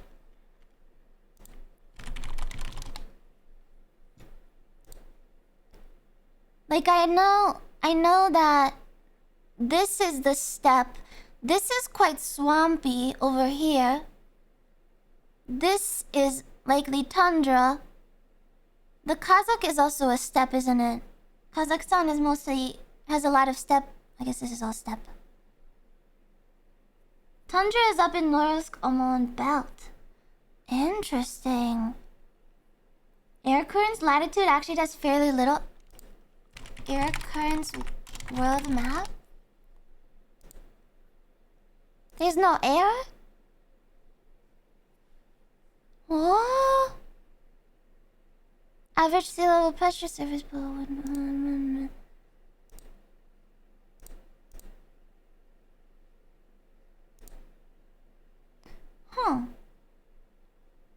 Not much air current looks like. I guess that it doesn't bring in any air from the ocean or rain from the ocean. The largest city in northern Arizona is Flagstaff, which has an elevation of over 2,000 feet more than Denver. Inland and over mountains gets little moisture. Oh, true. Have you ever... Oh, I heard. Have you ever been to like Seattle or Colorado area, like Washington or Colorado? If you're on the west side of the Rockies? If you're on the west side of the Rockies, all of the rain gets trapped on that side, and then on the east side, it's like very sunny and arid because the rain can't cross over the mountains, which is kind of cool. It's a lot warmer on the east side of them, isn't it? That's what I heard. Like when you're on the west, because everyone knows Seattle as like the rainy city because it gets all the fucking rain. But if you cross the Rockies, there's like no rain for some reason. That's kind of cool. Alright, let's go back to... Let's finish this video. I'm just gonna go through the cultural tidbits. If you bring a bag of chips from Phoenix to Flagstaff, it'll become Siberia's inflated holy from air sea. pressure? Wait, really? I actually moved across the Rockies. It was such a drastic change, like temperature-wise. You ever go from like one part of a country to another part of a country, and you can actually feel the difference in the humidity on your skin and stuff? Baikal is dying. The lake Baikal is dying. Wind. Very cool. Oh, it's Many beautiful. locals believe it possesses magical powers. Ooh, horses! One Siberian legend has it that those who visit this region leave their souls here. It does look really lovely. What is this? It's one of so the most fucking beautiful green. spots on Lake Baikal, a fairy tale countryside. It is so green. How is this part arid?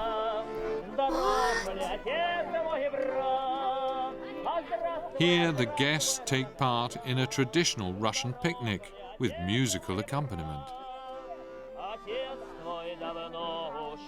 I had shortness of breath the first few weeks because of change in precipitation and a raise of 900 feet. Crazy!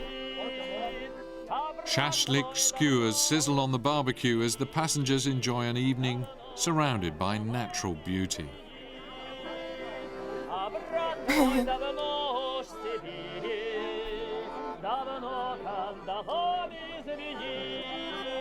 Okra, did you see that? She just ate okra. Wait, go back.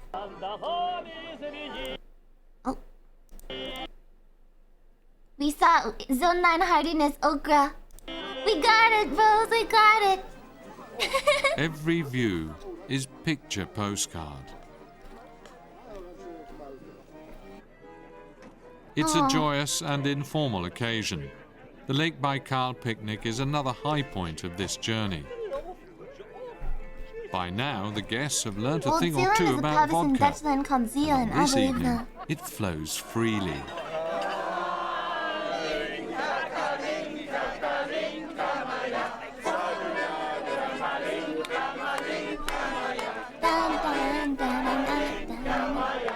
Oh my god, they're so into it. I want to go on this bike.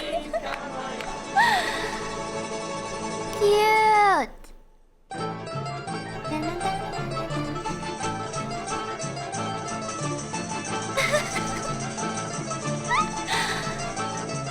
Okay, wait.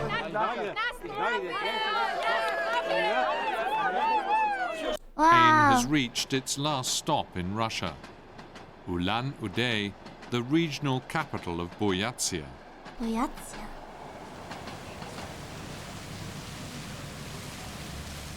The Mongolian influence is easy to identify in this city of 340,000 people. They put in a clip of literal Mongolian people. Here too, passengers have the opportunity to walk through the streets. Among the tourist attractions, the Lenin Monument, oh my god, purported Lenin. to be the largest bust of the communist revolutionary. These guests had the good fortune to be on hand for a dress rehearsal of the impressive National Opera. Oh!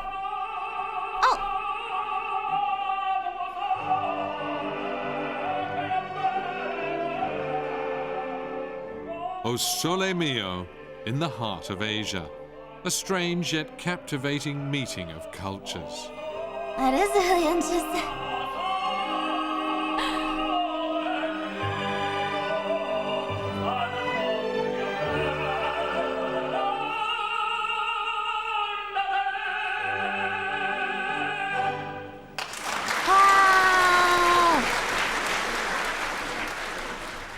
The Tsarangol train crosses into Mongolia.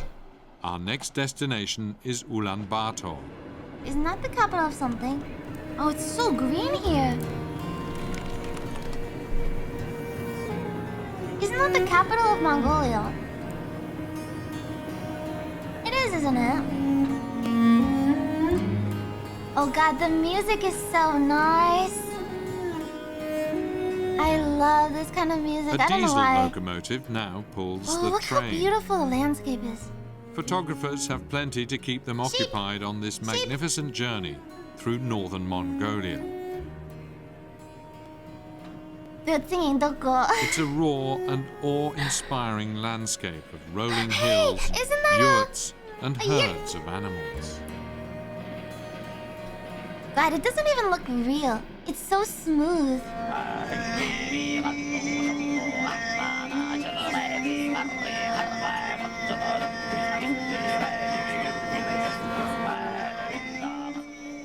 Traditional singers entertain the Tsarangol guests, setting the mood for a true Mongolian experience.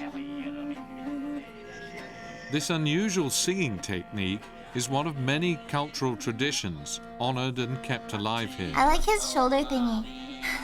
Their national identity is important to the people who live here. This is the second largest landlocked country on Earth. What is the Yet biggest only 3 landlocked million country? people call it home. The houses still look very Russian, don't they? The train arrives in Ulaanbaatar. Our guests will spend the night in a local hotel. This thing is really fucking cool, yeah.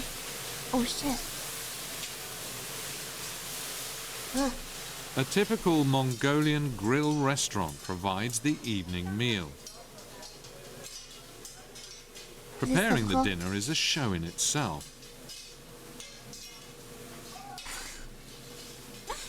It's obvious the young chefs enjoy the attention. Step for y'all. Kazakhstan is the largest. Ah, and they're right next door to each other. That's kind of cool. Ooh. It's like really desolate, isn't it? That singing was.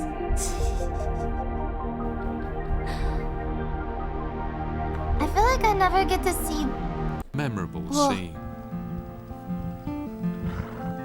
It has reclaimed its Buddhist heritage, as shown clearly by this recently completed temple. If you were in Discord at all, you may have seen. We watched a movie and they featured these kind of like touchy things.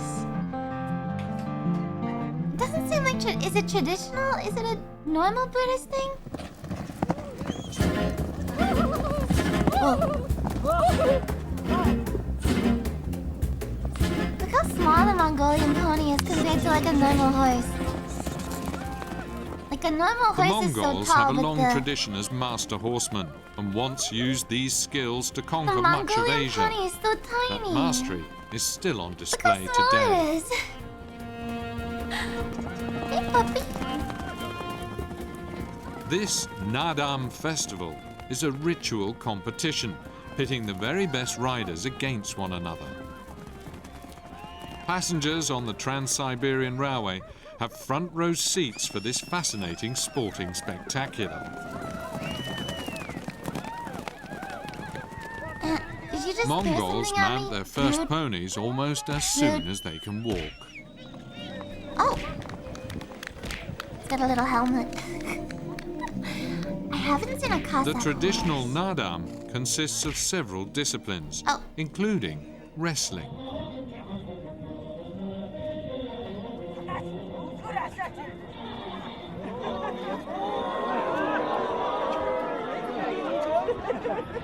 Over your eyes, chat. Don't An look at it. authentic experience for the travellers and a perfect ending for Oh my our God, he's taking excursion through pictures. the Terelj National Park. Wow.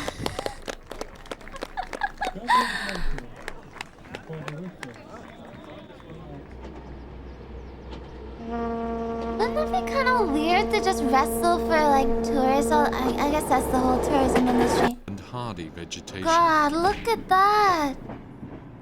That's that no wind thing that we were Our talking train about, stops right? at the Tsagan station. Holy shit, it's in the so midst of arid. the There's desert. fucking nothing. There's nothing out there. Looks like Montana. Lizard! Time for a hike. Time for a hike. There are camels in Mongolia? I didn't know that! A family has stopped here with its herd of camels. These are Bactrian camels with 2 humps, easily distinguishable from the 1-humped dromedary.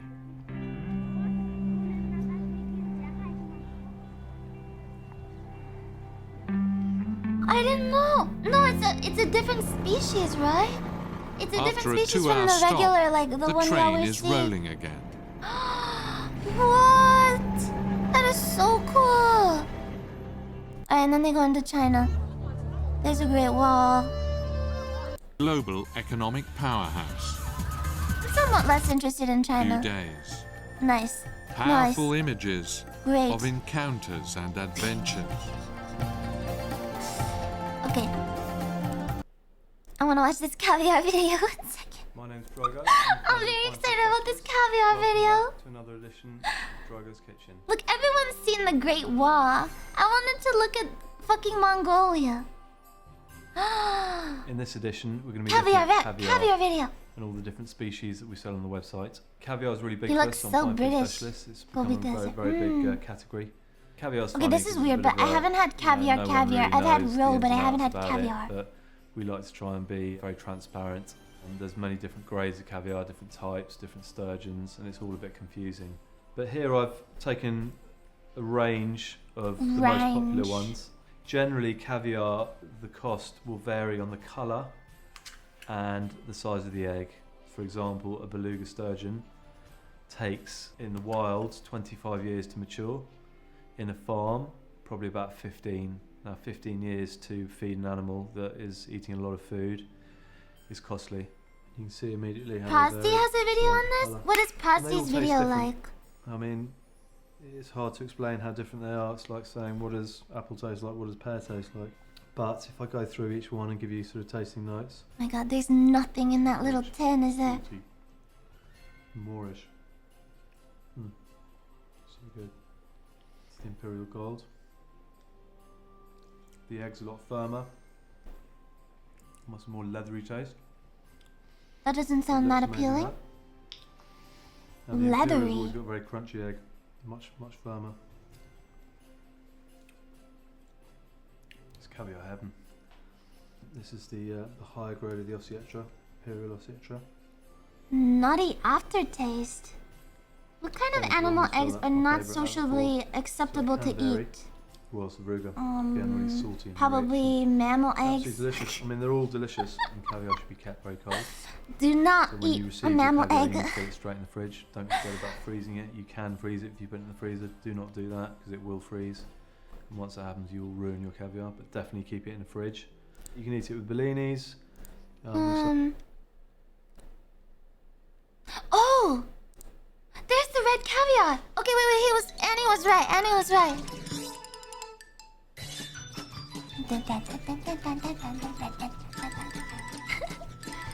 Isn't platypus the only mammal with eggs? Yeah, and milk. You can make a custard from one platypus.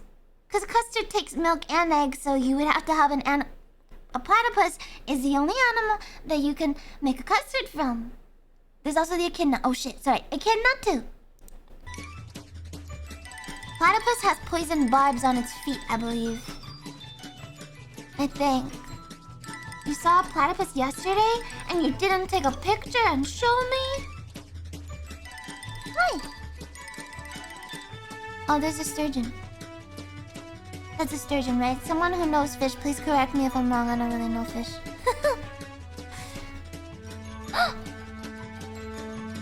Didn't look like a sturgeon. It kind of just looked like a fish. What is that? What is that? What is that? Are these tuna? I think those are tuna.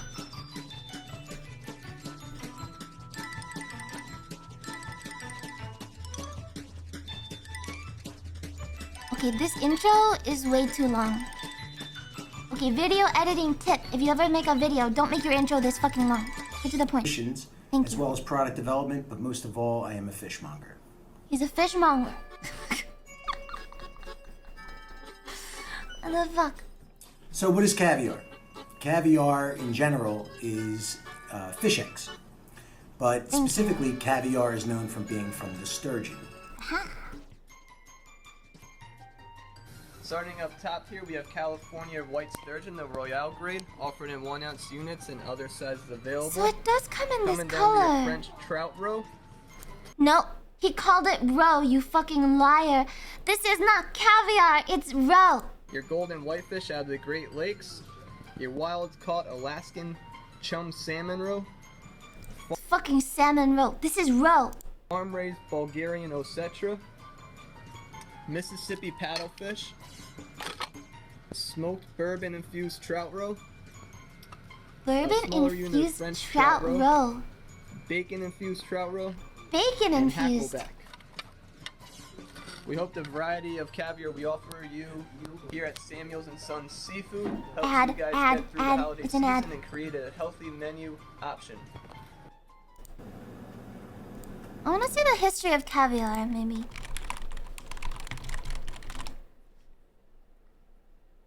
Why is caviar so expensive? 30 caviar facts. Whoa! Hey there. Hey Do you there. know that a pound of red caviar is worth $50? But why is it that you'd only pay $5 for a pound of herring or capelin caviar? That's 10 times cheaper. It's like comparing Ford Fusion with Ferrari 488 GTB. We all know the difference between Ford Fusion and Ferrari, but are salmon caviar and penguin caviar actually different in quality? Or maybe advertisers are just the ones fueling the hype. I love stock Now you're going to videos. find out. Salmon is an amazing dish. They're born in rivers and then swim out to sea where they live out their adult lives. Yeah, When we they knew mature, that, Jinx. they Remember last return time to we their did... birth river to Wait, breed. Jinx, last time we did this YouTube deep dive thing, we watched a whole video. We watched like 3 videos on the horseshoe crab blood. Because they use it for vaccines, right? Such a journey takes several months. But that's in the wild. God, In captivity, however, the bucket overturns and the fish slide into the tray. I wanna Workers see where they immediately open the pick up the fish. salmon and send them to the processing facility. The processing This is where the dirty Those work here sound a starts. little bit sick to you. The fish are divided into males and females. The females have their bellies quickly ripped open.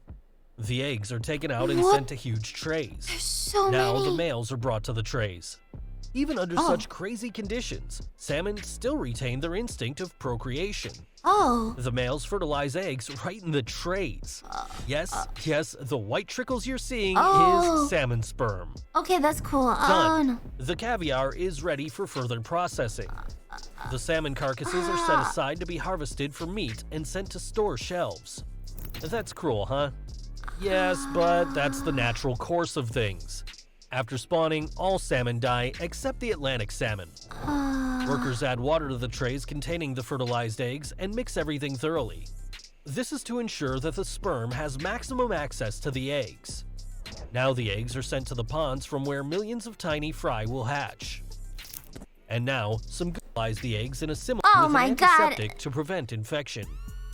Then a sterile instrument is inserted into her genital opening, the ovary is cut, all the eggs are gently removed, collected in containers, and fertilized there.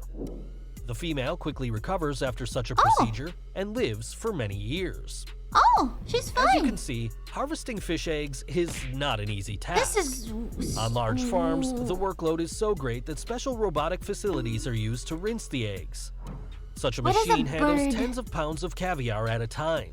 Jinx, please All send me another organic video. This impurities is that terrible. could lead to infection Jinx, are I removed regret from this. Jinx, caviar. send video, please save Then me. the machine adds sperm to the trays and gently mixes I don't the want to egg keep mass learning about fish sperm. based on sanitary requirements. Red caviar contains an incredible amount of vitamins A, E, D, K, and almost the entire B vitamins. Besides, it contains potassium, calcium, magnesium, phosphorus, It's salt. okay, let's look at this. Yeah, dark forest. Everything's The fine. universe is incredibly fine, big no more and fish seems sperm. full of potential for life, with billions of habitable planets. If an advanced civilization I had was the getting technology hungry. to travel between the stars say at that. just 0.1% Don't of the say speed that. of light, it could colonize our galaxy in roughly 100 million years, which is not that long given the billions of years the Milky Way has existed. So, in principle, any spacefaring civilization should be able to spread rapidly over huge sectors of the galaxy. And yet, we see nothing, hear nothing. The universe seems empty, devoid of others. This is the Fermi paradox, which we've discussed in more detail in other videos. Confronted with the seemingly empty universe, humanity faces a dilemma. We desperately want to know if we are alone in the Milky Way. We want to call out and reveal ourselves to anyone watching, but that could be the last thing we ever do. Because maybe the universe is not empty. Maybe it's full of civilizations, but they are hiding from each other. Maybe the civilizations that attracted attention in the past were wiped away by Oh, okay, I know invisible this hands. theory. This Okay, I is get the it. dark forest solution to the Fermi paradox. Fermi paradox kind of sad, isn't it? Isn't the Fermi paradox like the stages of development The way of life. for other life The forms? hunter awakes in his hiding place. No, and which one is the carefully Fermi listens for paradox? Which is suspicious that one? noises. Sorry. Fermi paradox. What is what I'm talking of? Fermi paradox is the conflict between lack of clear obvious evidence for extraterrestrial life and various high estimates. Oh, it's just saying that there isn't proof for anything out there? They literally just explained that. Sorry, I was not paying attention.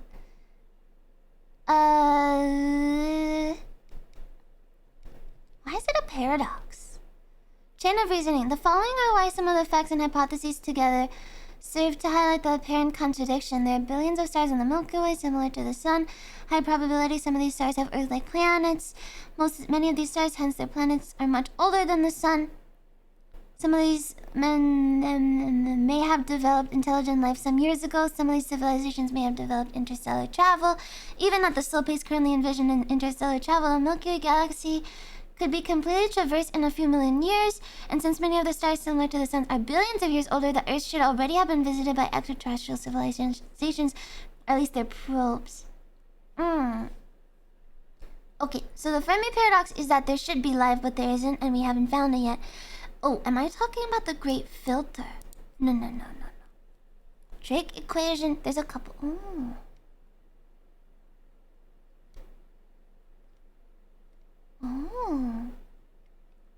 Kardashev scale loomers, thank you. The Kardashev scale. Method of measuring a civilization's level of technological advancement based on the amount of energy it's able to use. Oh, is this when you're like the best kind of, you're the highest level of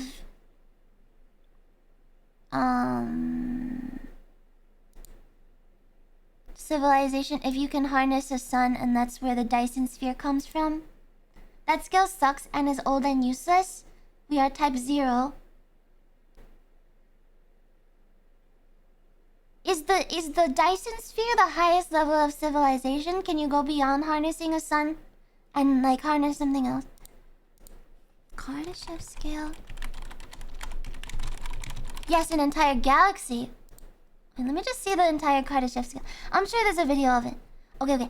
Type 1 is large-scale application of fusion power, antimatter, renewable energy through converting sunlight to electricity. Antimatter in large quantities would provide a mechanism to reduce power on a scale several magnitudes above the current level of technology. Earth people are about 0.7 as it stands right now. 1.0 is total control of the planet, basically. Ooh. Theoretically, there could be much higher than a Dyson sphere. Okay, so type 2. Oh, type 2 is Dyson sphere. Star lifting. What the hell is a star lift? What? Process where an advanced civilization could remove a substantial portion of a star's matter in a controlled manner. Type 3 is tap into the energy released from a supermassive black hole. What is a white hole? Capturing the energy from gamma ray bursts, emissions from quasars. What is a white hole? In general relativity, a white hole is a hypothetical region of space-time and singularity that cannot be entered from the outside, although energy, matter, light, and information can escape from it. It's the reverse of a black hole, which can only be entered from the outside and which energy, matter, light, and information cannot escape. Are there observed white holes in space? Observed white holes in space? Truly fringe science. A white hole cannot be continuously observed, rather their effect can only be detected around the event itself. So have we found any?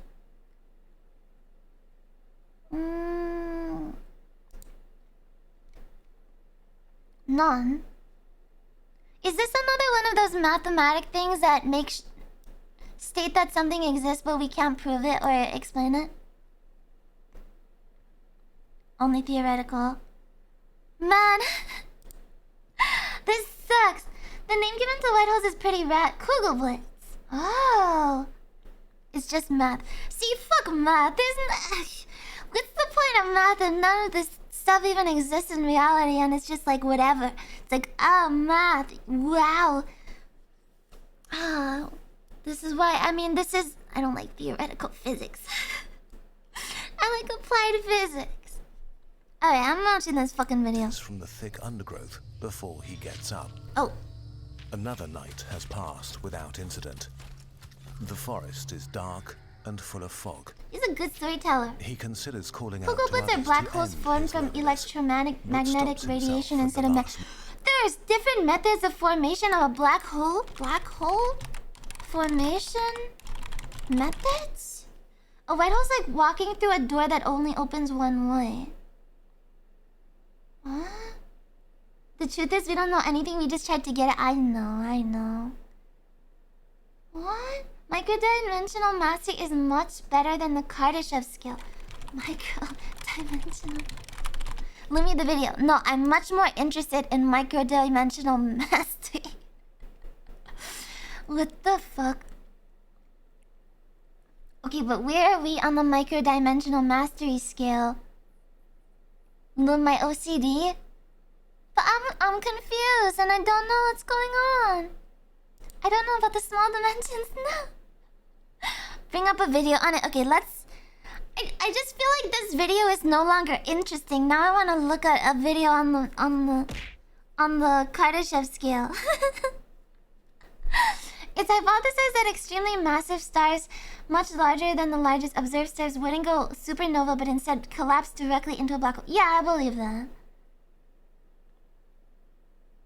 Can smaller stars not turn into black holes? What? Charmander, you're literally a doctor. World Science Festival. This channel has a video on the Kardashev scale. Okay, let's watch Kardashev. This one. The observable universe is a big place that's been around for more than 30 I'm gonna drink billion water. years. Up to 2 trillion galaxies made up of something Chris. like 20,000 billion stars surround our home galaxy. In the Milky Way alone, scientists assume there are some 40 billion Earth-like planets in the habitable zone of their stars.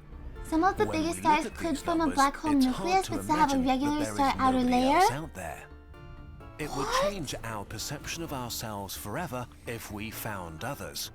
Just knowing that this vast place is not dead would shift our perspective outwards and could help us get over our irrelevant quarrels. But before looking for our new best friends or worst enemies, we have a problem to solve. What are we actually looking for? Black hole nucleus star? In a universe that big and old, we have to assume that civilizations stop. Really quick. An active galactic nucleus is a compact region at the center of a galaxy that has a much higher than normal luminosity over at least some portion of the electromagnetic spectrum, with characteristics indicating that the luminosity is not produced by stars. Wait, is this what I'm looking for? Star with galactic nucleus. Supermassive black hole at the galactic center, a link between black holes and their galaxies. I don't think I'm finding the right thing. Stop distracting me from this video! Start millions of years apart from each other and develop in different directions and speeds. So, not only are we looking over distances of dozens to hundreds of thousands of light this years, is such an interesting representation of time, isn't it? Ranging from cavemen to Wait, can I go back really quick? I just want to look at the representation of time in a linear format. Look at that. Look it. It's like cross-sections of In a universe time. that big and old, we have to assume that civilizations start millions of That's years such a cool way to apart from each other represent and it. develop in different directions and speeds. So, not only are we looking over distances of dozens to hundreds of thousands of light years, we're looking for a civilization ranging from cavemen to super advanced. So, we need a conceptual framework to enable us to think better thoughts that make us able to search better. Are there universal rules that intelligent species follow? Is this a bit quiet? Should I turn it up? Currently, our Blech. civilization sample size is only 1, so we may make incorrect assumptions based solely on ourselves. Still, better than nothing.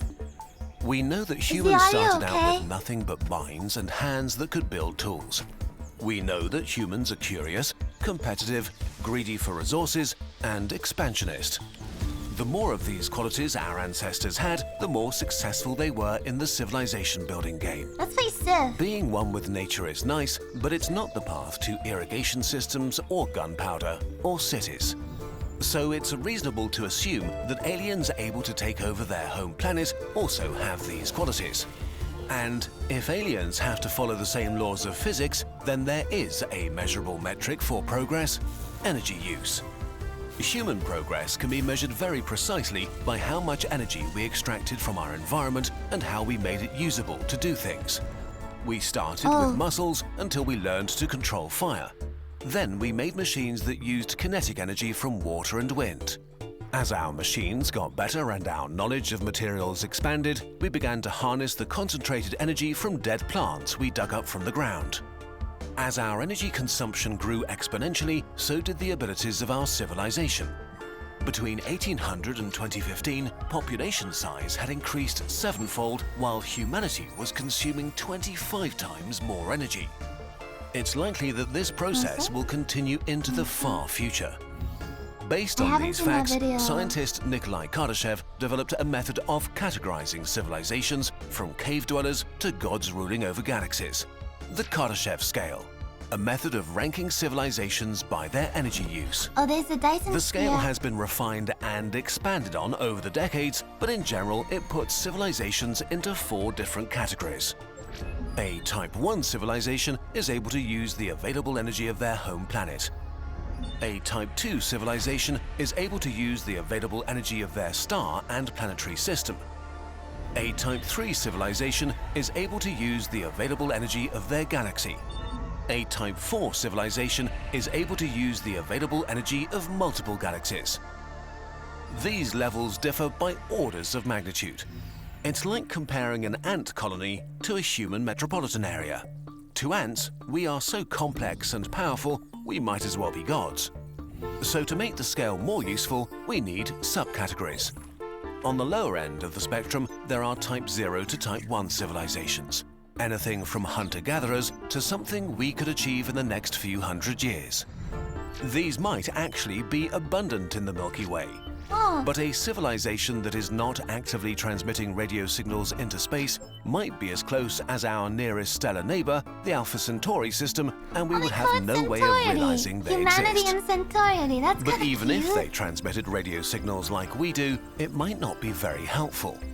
On an interstellar scale, humanity is practically invisible. Our signals may extend over an impressive 200 light-years, but this is only a tiny fraction of the Milky Way. And even if someone were listening, after a few light-years, our signals decay into noise, impossible to identify as the source of an intelligent species. Today, humanity ranks at about level 0.75. We have altered our planet. We've created huge structures, mined and stripped mountains, removed rainforests and drained swamps. We've created rivers and lakes and changed the composition and temperature of the atmosphere. If progress continues and we don't make Earth uninhabitable, we will become a full Type 1 civilization in the next few hundred years. Any civilization that becomes a Type 1 is bound to look outside because it's likely that it's still curious, competitive, greedy, and expansionist. The next reasonable step towards transitioning to Type 2 is trying to alter and mine other planets and bodies. This might start with outposts in space, transition to infrastructure and industries near the home planet, move on to colonies, and end with terraforming other planets by changing their atmosphere, their rotation, or position. As a civilization expands and uses more and more stuff and space, its energy consumption scales with them. So at some point, they may embark on the largest project a lower Type 2 civilization can take Hopefully they on, make it to harnessing Type the 4. What energy is of their Time star Cube? by building a Dyson What is swarm. that? Once this megastructure is finished, energy has become practically unlimited for molding the home system however they see fit. If they are still curious, competitive, greedy, and expansionist, and now have complete control over their home system, stellar infrastructure in place, and the energy output of a star, the next frontier moves to Oh my other God, stars imagine light moving years around away. the planets in your own For a solar Type 2 system. civilization, the distance to other stars might feel like the distance between Earth and Pluto does to us today. Technically within reach, but only with immense investments in terms of time, ingenuity, and resources. This begins their transition towards Type 3. This step is so far beyond us that it becomes hard to imagine what exactly these challenges will look like and how they'll be solved. Will they be able to find a solution to the vast distances and travel times of hundreds or thousands of years? Will they be able to communicate and keep a shared culture and biology between colonies light years apart? Or will they split into separate Type 2 civilizations? Maybe even different species? are there deadly challenges between the stars? So the closer a species gets to Type 3, the harder it becomes to fathom what it might actually look like. They might discover new physics, may understand and control dark matter and energy, or be able to travel faster than light. We might be unable to grasp their motives, technology, and actions. Humans are the ants, trying to understand the galactic metropolitan area. A high Type 2 civilization might already consider humanity too primitive to even talk to. A Type 3 civilization might feel about as like we feel about the bacteria living on the anthill. Maybe they wouldn't even consider us conscious or our survival relevant. We could only pray that they're nice gods. Oh, there they go. But the scale doesn't necessarily end here. Wait, no. Some scientists Not the suggest Autobots. there might be Type 4 and Type 5 civilizations whose influence stretches over galaxy clusters or superclusters, structures comprising Right, the thousands of galaxies Decepticons. and trillions of stars. Ultimately, They want to there might be a harvest our Type stars. Omega civilization, able to manipulate the entire universe and possibly others. Type Omega civilizations might be the actual creators of our universe for reasons beyond our comprehension. Maybe they were just bored. As flawed as this classification may be, this thought experiment is already telling us interesting things. If our ideas about the nature of species that form interstellar civilizations is sort of correct, then we can be pretty sure that there are no civilizations of Type 3 and beyond near the Milky We've Way. also been looking at Their food influence video, would in all and likelihood we've be also so been talking all-encompassing and their technology so far above our own that we couldn't miss them. Send me another video. The galaxy should flash with their activity in thousands of star systems. We talked We about. should be able to see or detect their artifacts or movements between different parts of their empire.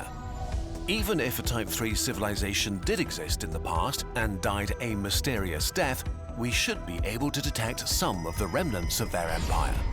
But when scientists looked, they didn't find remnants of harvested stars, decaying megastructures, or scars of great interstellar wars.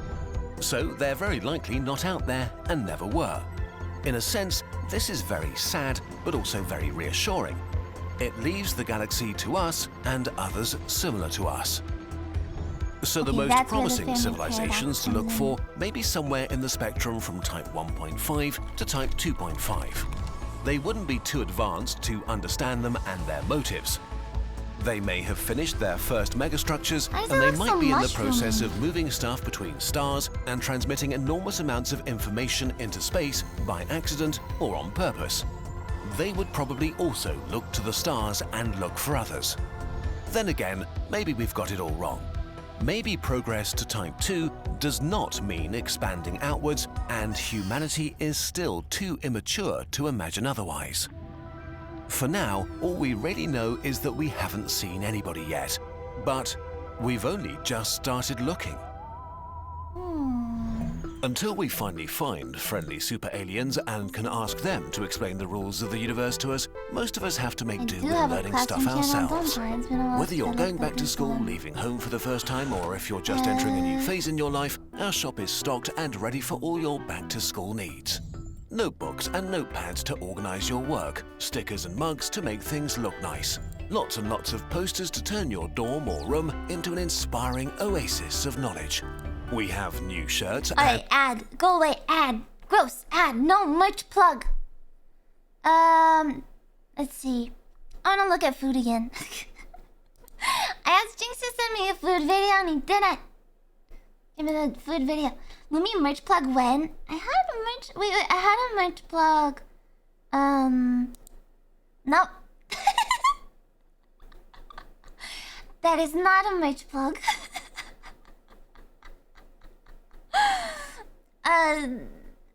There was one, and I think I took it off because I was like, yeah, whatever. There's some food videos in that channel. Okay. Thank you. Media. Last time we did this, we did like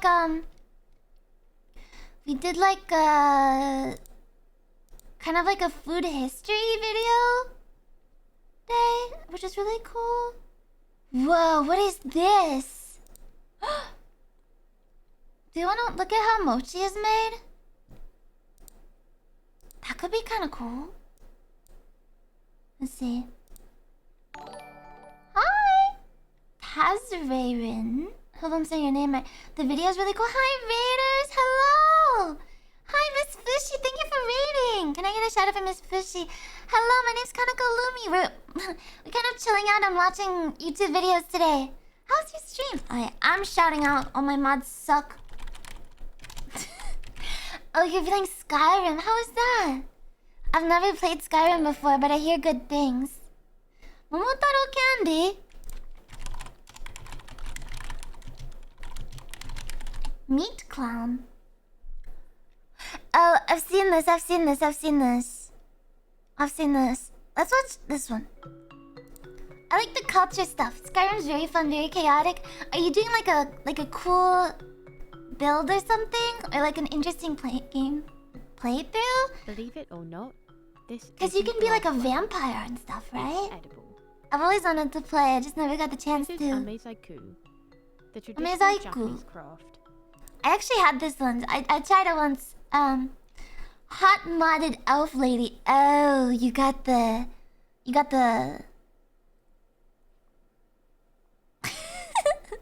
the good mods. I see. Delicate sculptures, usually of animals, birds, and fish, And are molded fish. out of sugar. This is how Japanese candy art is made. I don't like this narration. Shinri Tezuka I could do is better. one of the few people left in Japan who practice Amezoku. He is based at Asakusa Amezoku Amishin in the Taito City area of Tokyo. A pretty elven だから lass. というね、アメ細工の一つの魅力でもあると思うので、これね、すごく綺麗なのにもったいないって思う気持ちももちろんあるとは思うんですけど、だからこそこう力を持ってるというかね、だからこそ美しいというね、消え物としての魅力っていうのがね、非常に日本人的な感性だとは思うんですけど。The base of the artwork is a starchy syrup, which is heated Oh, to the 90 degrees starch. Celsius. That's how and they with can mold 200 it so degrees easily, Fahrenheit, right? And requires careful monitoring to ensure proper consistency. Ooh.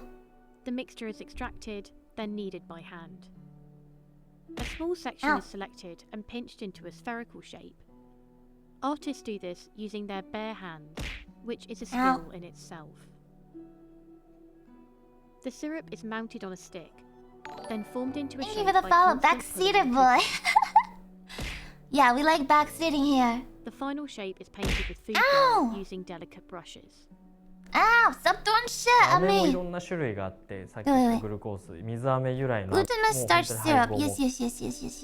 配合も Yes. Wow. 本当に Wow. 高いというようなね。Super Amezoku pretty. is said to have Okay, wait. started during the Heian period in the 8th. Heian period. Alright, going back to salmonella. Fuck it. Nice. I hunger for fish. I think if humanity made things sooner and less this site, I see tries, our understanding of technology would be better. Currently, technology advancements are slowing down, or it feels like it at least. I'm hopeful about stem cell research. I think we're researching as fast as we can. I don't think there's a way to go faster about this kind of research, especially because it's mostly theoretical at this point. When it gets to only theoretical stuff, like how do you even research at that point, right? It's like, Sorry, not I, we. Well, I work in a lab. Thank you for the follow. more and more videos Ow. of people talking about things like YouTuber drama, the election, world politics, and it made me think, hey, maybe I should start covering more relevant nuanced Let me think topics in my forbidden videos. research. Yeah. Anyway, let's talk about chickens. So the story of the chicken begins a long time ago in Southeast Asia. Now, this area had a ton of bamboo growing all over the place. And the thing about bamboo is it follows a very specific life cycle, where once every 50 years or so, every bamboo plant in a given region will blossom at the exact same time. Then, didn't know shortly that. after, they litter the whole area with these little seeds known as bamboo rice, or as I call them, bambinos. These pellets get planted, the current bamboo dies out, and the cycle starts over. Now, enter the ancestor of the domesticated chicken, known as the red jungle fowl. The jungle fowl lived in the same area as the bamboo, and as you can imagine, they got a lot of benefit out of being literally knee-deep in food once every half-century. So much so that evolution basically said, alright, when food supplies go up, I want you to just start pumping out babies like there's no tomorrow. That way, we can take as much advantage of each bloom as possible. As a result, the chicken population became synchronized with the bamboo, shooting up during blooms and dwindling in between. Then humans showed up and they saw this pattern and they said, wow, how bamboozling. And then they realized, wait a minute, that pun was dumb. But also, we can harness this whole chicken cycle thing. All we have to do is give these guys a whole bunch of food, and we can make their reproductive systems go into overdrive whenever we want. Do you know what that means? Lots of hot bird porn. No, it means we get as many eggs as we could ever dream of. So, with a bit of work, we managed to domesticate the chicken around 5,000 Where is this deletion even coming from? Having a literal egg-laying machine around the house was extremely popular, leading to the chicken spreading across the entirety of the civilized world over the course of a few millennia. I think it's interesting that, despite the fact that the West has had chickens for most of its history, it wasn't until way later that we figured out where I'm trying to watch this fucking video about chickens! It's time to delve into the world of the unknown. We're gonna see things the likes of which man has never laid eyes upon before. Missed? But, if you keep your wits about you, we just might make it out of here alive. Hey, this here? Suck! No? Weird. What the hell? Of course, having a constantly supercharged uterus is not without its drawbacks. After all, the chicken essentially goes through its entire menstrual cycle every day. So next time your girlfriend's complaining about how bad her period is, get her a box of chocolates and be genuinely attentive to her needs. You prick. Anyway, one thing with chickens and most other egg-laying critters is that they only have one hole in their pelvic region, which is called a cloaca, I think. Or cloaca. Cloaca? So the Croatia basically acts like a funnel, taking all the eggs and waste and sending it down the same chute. And while this might sound convenient at first, there is one fatal disadvantage that affects chickens in particular. Sometimes the egg can get stuck on its way out, leading to a condition known as egg binding. And since this means nothing can exit the clamato anymore, the egg-bound chicken ends up dying of constipation over the course of a couple days. Hey Jerry, how you doing? Not good, Sean. Not good. Oh man, what's wrong? It's just, ever since Jenny got egg-bound, things have been so stressful. Her funeral expenses are through the roof, and her memory means so much to me, but if the bills keep coming in like this, I'm not sure my family will be able to handle it. Well, hey man, you know what they say, don't put all your eggs in one casket. Let's just hope she doesn't get egg-zoomed. I'm sorry. Don't ever contact me or my kids ever again. I understand. Anyway, that's all for today. Till next time, I'm Salmonella, and thank you for watching. Is that how they domesticated the chicken? I love salmonella. I feel like I could watch every single salmonella. I mean, we've seen so many salmonella videos. Oh my god. Let's look at plant diseases. We're just on a random... Thank you for the follow. Potato? Ooh. Everything Sam does is great. Remember the plague, malaria, smallpox? Kind of bad, right? Well, guess plague? what? They're peanuts compared to the level of destruction that's been wreaked over the years across the kingdom next door. Today, I'm gonna talk about some of the most interesting diseases to ever strike the world of plants. The most famous one is probably the potato blight. It's a fungus that attacks potatoes. This is what it looks like. On the left, we have a healthy potato, while on the right, we have a blighty one. Notice how this one is noble and robust, like These a subtitles are lion's shit. heart, while the other is shriveled and black, like Betsy DeVos's uterus. You could try to eat it, but it's basically like rotting cork. You wouldn't get very far. So in 1845, Ireland relied a lot on potatoes, right? That's because their soil was dumb, and that's the most nutritious thing they could grow. Then the blight came, and all their food turned to poo. 1 million starved, 2 million left. They came to America. They brought freckles, and these things. Hoity-toity-toy. Now we have the Celtics. Next is the chestnut blight, which infects, you guessed it, the elderly. Wait, no, that's shingles. Chestnut blight infects American chestnut trees, which once populated a huge portion of the South and Mid-Atlantic regions of the country. Key word, once.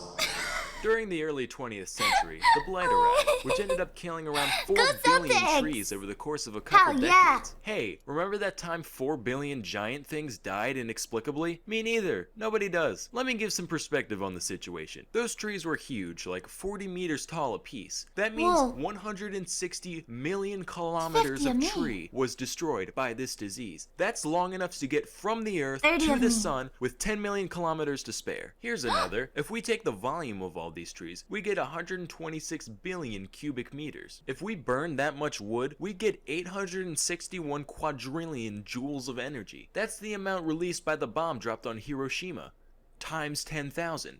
So yeah, kind of a big deal. But who cares, right? Why worry about 4 billion dumb smelly old trees when there's 1,000 whole pandas that need our help? Isn't that right, WWF? You populist scum. Anyway, moving on. This next one is called, get ready, broom rape. I'm serious. Broom rape. Broom rape. Wikipedia, broom rape. Naked broom rape. Imagine if we gave human illnesses names like that. I'm sorry, Sam, but you have urethra cactus. I would just end it right there. Doesn't even matter what the actual symptoms are. Anyway, broom rape is considered a parasitic plant. This is what it does. The seeds of the broom rape will hang out in the soil for years until the roots of a host plant come along. When they do, the broom rape bursts out of its shell and immediately starts leeching off the other organism. Eventually, once they grow enough, they'll breach the surface with these little flowers. Notice, no leaves, no green. Who needs chlorophyll when you're a filthy freeloader, right? These flowers get fertilized and the whole thing starts over. Just one of these guys isn't a big deal to the host. But once you get enough, they have the potential to suck an entire farm dry, causing sweeping crop failure. Pun definitely intended. Next is this one. There's a few different ways you can pronounce it depending on your social standing, ranging from ergiet to elgo. Being the disheveled pauper I am, I prefer ergot. It rolls off the tongue, you know. Ergot is a fungus that mainly infects grains like wheat, barley, and especially rye. And it's capable of producing a whole soup of compounds called alkaloids, which can have a variety of effects on the human body. Most of them not fun, mostly spasms and diarrhea, that kind of thing. However, one particular alkaloid called ergotamine structurally resembles LSD and has a similar function when it enters the body. So a medieval peasant would be sitting there, eating a nice loaf of rye bread, just minding his own business. Then all of a sudden, holy shit, I'm blasting out at both ends! My heart's a seizing, my lungs a wheezing, the fucking walls are melting, I can hear Satan's voice. He's telling me to invest in Apple? What does that mean? Why does he want me to buy apples? This would go on for like a day. Sometimes their fingers and toes would fall off, but then they'd be alright. Unless they weren't. Moral of the story, kids, don't eat strange bread. You could trip balls and die. One more thing before we end today's video, I've decided to launch a second channel for all the dumb stuff I think of that doesn't fit the Academy format. It's called Salmonella Vlog. Go check it out. It's in the description. I wrote a slam poem. It's there. Go look. Anyway, that's all for today. Wait, guys, he wrote a vlog? Rick. Doesn't seem right. There's a new sheriff in town. Smuglianka. Perfect. You to follow that guy, you know, 7. Didn't you just follow me the other day? I like it. Smug.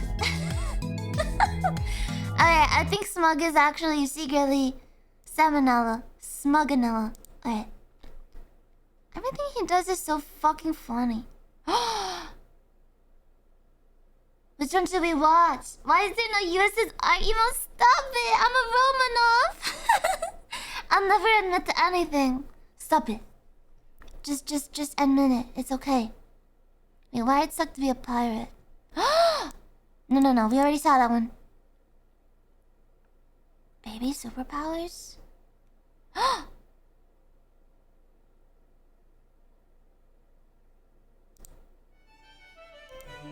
This is perfect because I don't really understand slang.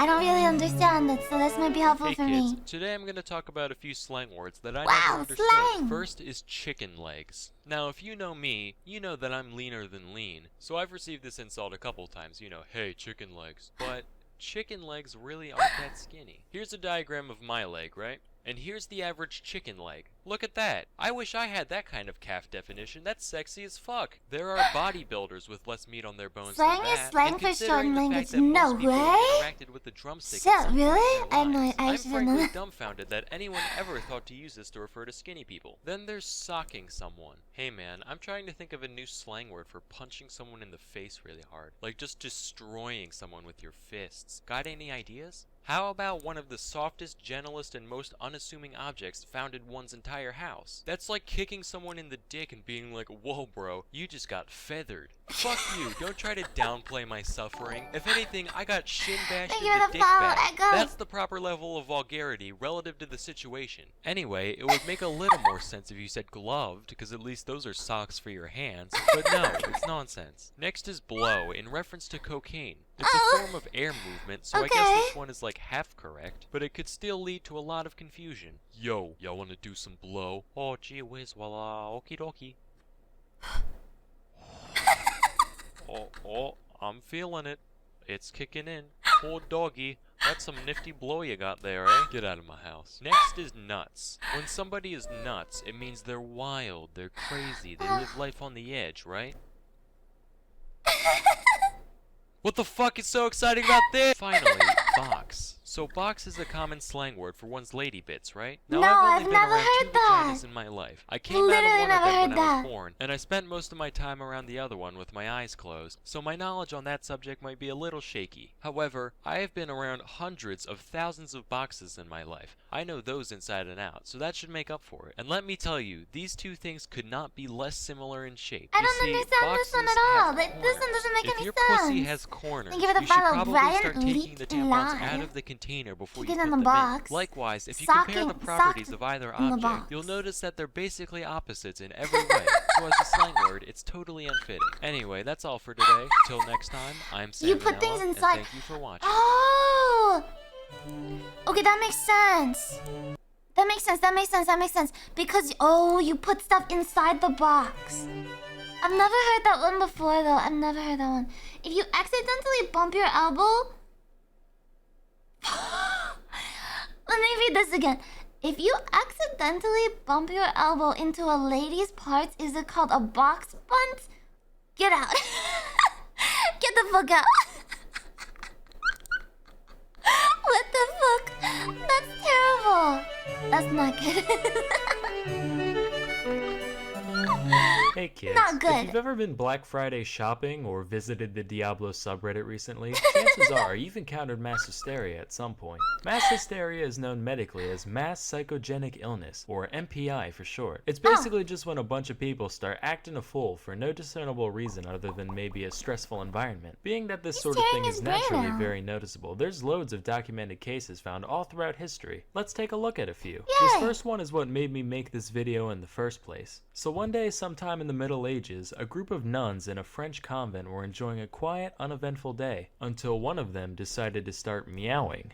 You know, like a cat. You'd think this would last all of 4 seconds before another nun was like, "Excuse me, Sister Gertrude, would you kindly cut the shit?" But instead, another nun joined in, and another, until basically the entire nunnery was exchanging mouths like a group of communist trading card enthusiasts. This wasn't just a one-time thing either, it basically became integrated into their way of life. It's said that on a given day, they would stand there meowing in each other's faces for hours at a time. Could you imagine being the first outsider to witness this? You might laugh now, but as they say, everybody gangsta till the nuns start meowing.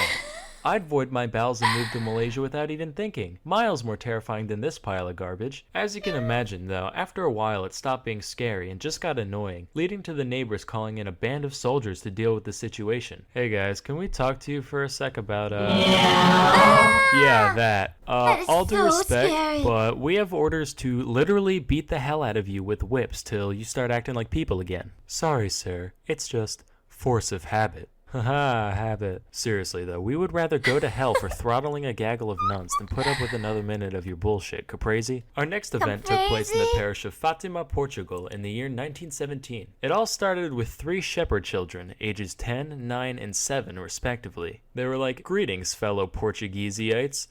We've been seeing visions of the Virgin Mary, and she told us to tell you that some real crazy shit's gonna go down in the sky on October 13th. Now, if 3 random farm children started spouting out prophecies to the public today, you'd say, "Ha, what tomfoolery. Go play in some dirt, you dirty little dirt baby." But keep in mind, the past is a different country.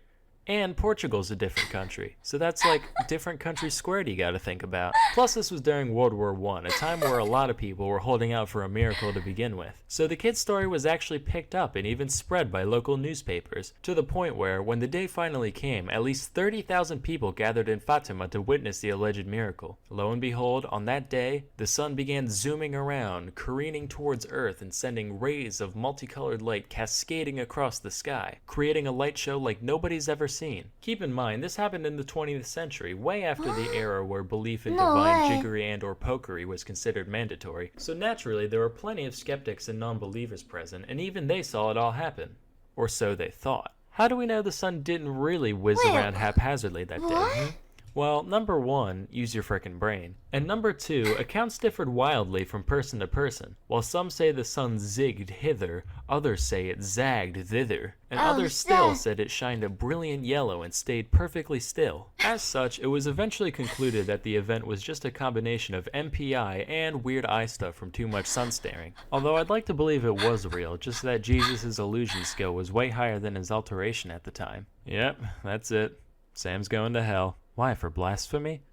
Trust me, that was the least offensive part of that joke. Our next tale took place in 1962 in Tanganyika, which was basically just the beta version of Tanzania. The nation had just declared its independence from Britain the previous year, and with the future so uncertain, tensions were naturally running high around this time. One little girl in a Tanganyikan school ended up handling the stress in a bit of an unusual way. Rather than overeating or staring at her ceiling for hours like a normal person, she just started laughing, and laughing, and laughing.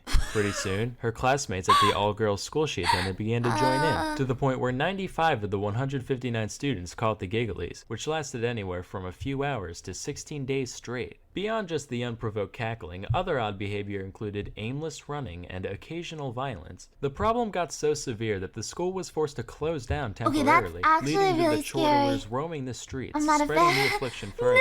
Thousands of people from all strata came to be affected, with 13 additional schools being shut down in the progress. Over the course of the hysteria, several other symptoms began to present themselves as well, ranging from obvious ones such as breathing problems, fainting, random screaming, to more anomalous things like rashes. Despite all this, no physical cause could be found, leaving MPI as the only explanation. The epidemic finally died down after between 6 and 18 months of day in, day out laughter, depending on the village. While this whole thing likely sucked for most people involved, it probably could have been worse. A lot of the time when I'm alone, I'll think to myself, man, if I ever go full schizo, I hope I'm one of the laughy ones, not one of the screamy ones.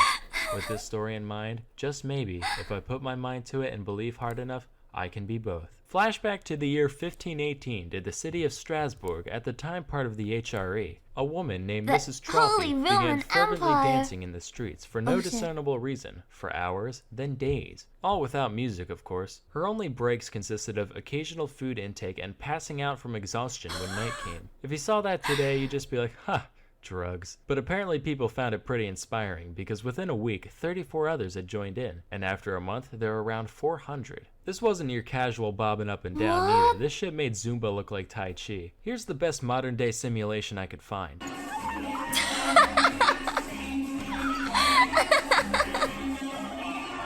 Now imagine that both of those people were the same person and you got the dancing plague. This would take a toll on any healthy person, let alone a medieval city dweller. But despite bleeding feet and aching bones, they just kept going. In fact, they went so hard for so long that a good portion straight up fucking died from cardiac arrest. It got to the point where around 15 dancers were kicking the bucket every day before the city decided they had to do something about it. They managed to rule out any divine or supernatural causes, which was necessary just because, you know, back in medieval times, it was fucking stupid. They eventually surmised that it was a natural disease caused by too much hot blood, as per that whole 4 humors thing that was popular at the time. As for a cure, their prescription was, you know the humors related to elements dancing. and stuff, and also directions? It's pretty like there was a sound north logic. If you had and a song east and a stuck in your south head, and a you play west, it till and you're then sick there of was it, like, same kind of thing. yeah, But here's where kinda they cool. goofed. The authorities actually went out of their way to facilitate the dancing, setting up a big stage area and even hiring musicians to keep the afflicted moving. All this achieved was attracting more passerby who were like, man,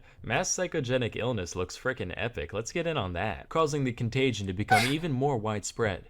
Seeing that their solution backfired, the city then went the other way and completely banned any public dancing. Those who still showed signs of the mania were subsequently carted off to the Shrine of St. Vitus, where an exorcism-like ritual was performed on them. This ended up being highly effective, presumably for no other reason than that the dancers believed it would work, and after nearly 2 months, the plague was quelled. While this whole thing was most likely a case of good old-fashioned MPI, some historians believe it might have been egged on in part by ergotism, a state of psychosis brought on by eating tainted bread, which I talked a little bit about in this video.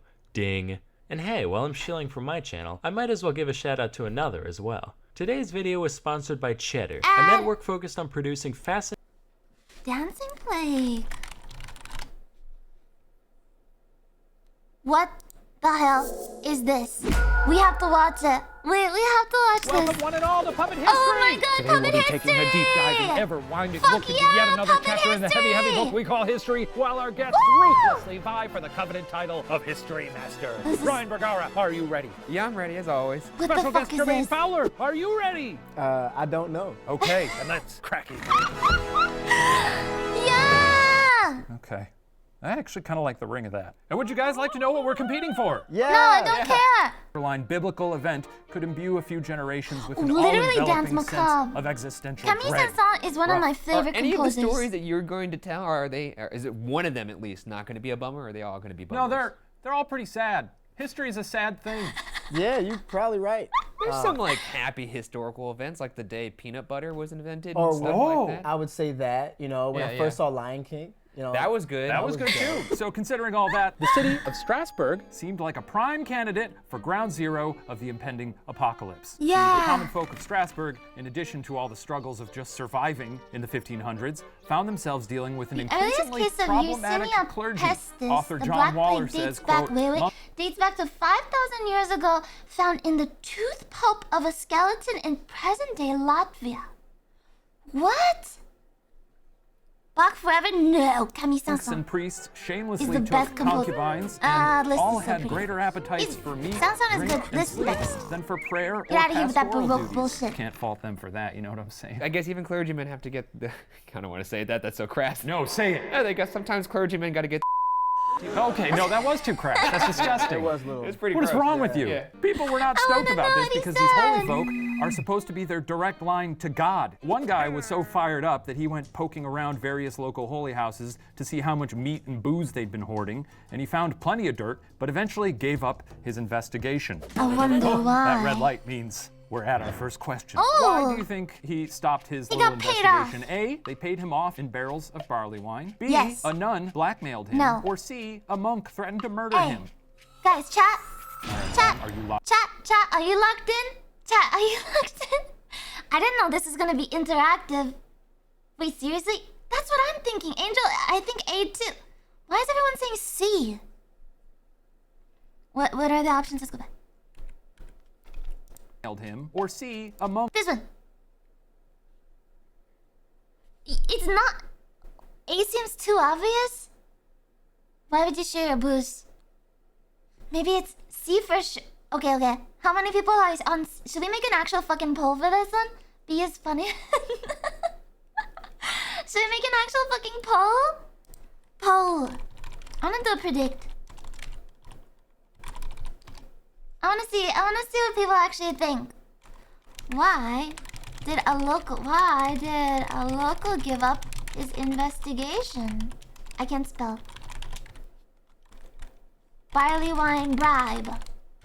Nun blackmail. Murder monk. Just do it in 1 minute. Just vote really quick. I'm kinda curious. You think it's C too? Do people actually know this fucking story? Am I the only one not? Don't look up the chat. Chat, don't look up the fucking video. Oh, we have to play trivia again. We gotta do... I should set up chat out. I should do chat trivia. Oh my god, we're gonna play Chat Jeopardy. That would be so fun. How do I do that? Oh my god, I'm gonna set it up. I'm gonna figure it out. I'm gonna make chat trivia. It's normal for clergy to be aggressive in the past. No way. Okay. Fatherless Billy, thank you for the follow. Alright, I want to win trivia or I get sad. I'm like a huge trivia nerd. If you ever trivia me, I'm like super competitive about it. How many people in my chat did like trivia and quiz bowl and shit? Like when I was in school, my friends and I used to do fucking Jeopardy for fun. Trivia tournament when? Chat trivia tournament when? Oh my god. I preferred useful info? Nah. Fuck useful info. Like math. We only we learn fun facts here. Okay, everyone says murder monk. Threatened to murder him. All right, Ryan, are you locked in? I'm locked in. What'd you put down? I put C. What? You think a monk threatened to murder him? I don't think that's what happened, but it is the funniest outcome. So that's how I've been playing this game so far. Makes sense. Jermaine? I chose B, You chose B. non-blackmail. What? What a happy face. Yeah. A little happy face. You know, a nun and blackmailing you just seems Why isn't it insane. A? And I always would go definitely with the pick crazy A. multiple choice question. But Right? I would pick A for that someone one. isn't crazier? Well, let's find out. You need help? No, everything's fine. Is that the monk? That's the monk. Oh, hey, Brother Thomas. Ah, my brother. Wonderful to see you. What brings your wonderful soul to the house of his Sorry, fuck. What brings your beautiful soul to the house of his holiness today? I saw something kind of weird recently. I could have sworn I saw someone wheeling barrels of ale into the church, but that couldn't be right. I mean, it's funny that you mentioned that because I saw something weird today too. I saw a dead man walking. Huh? How'd you like to be dead? Whoa. I was just letting you know about something I thought it seemed like maybe some illicit activity. And I'm just letting you know that if you mention those barrels to anybody else, you'll end up in one. Oh shit. Damn. He Walter Whited him. May peace be with you. So, damn, he just should-knighted the random dude. It seems like Ryan gets a history point there. Congrats, Ryan. History point. If you I'm a guys, good sport. oh shit, guys, you wanna? No, Siri, go away. No. I'll need to access your Spotify data. No, go away, Siri. I won't. Go away, Siri.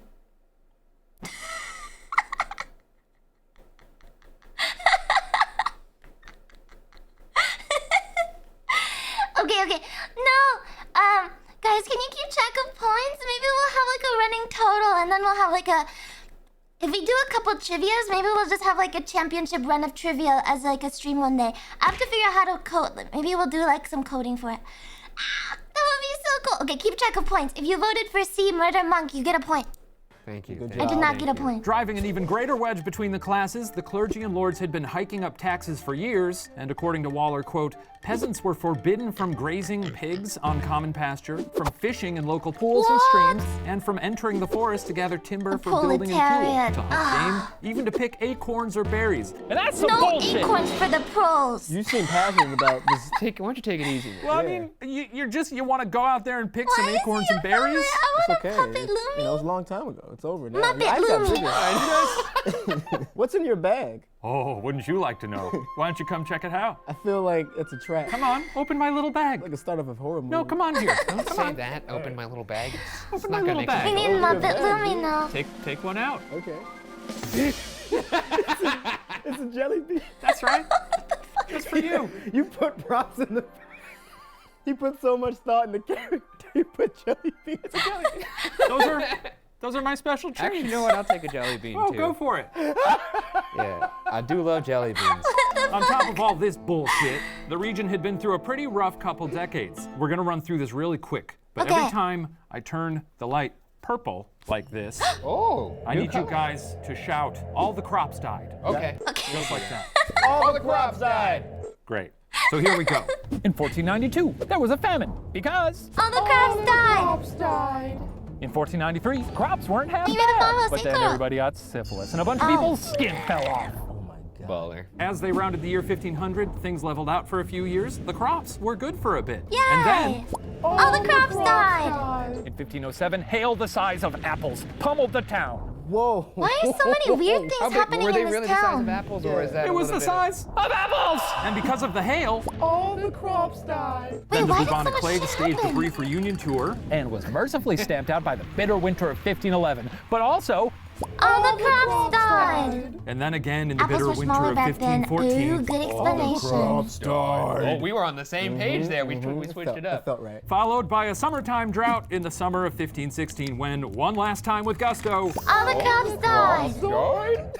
I guess that's gusto. So that's a solid 2 decades of ever-mounting anxiety. Scores of people are Why did struggling so to much make shit ends meet, happen? falling deeper and deeper into debt, all the while starving, several to death. Could this have a toll but on in the general French. population's mental health? Well, sure. Raven, Granny What Smith, concerning Golden things Delicious. started Yes, to sorry. happen? The Hey. species of apple is extremely important. What species of apple was the hail? Let's have a trivia question on that. People began to see the dead walk the earth. Oh, B, shit. people began burying themselves alive. Or C, people began eating dirt. Until they died. Okay, poll moment. Poll moment. Poll. This is fun.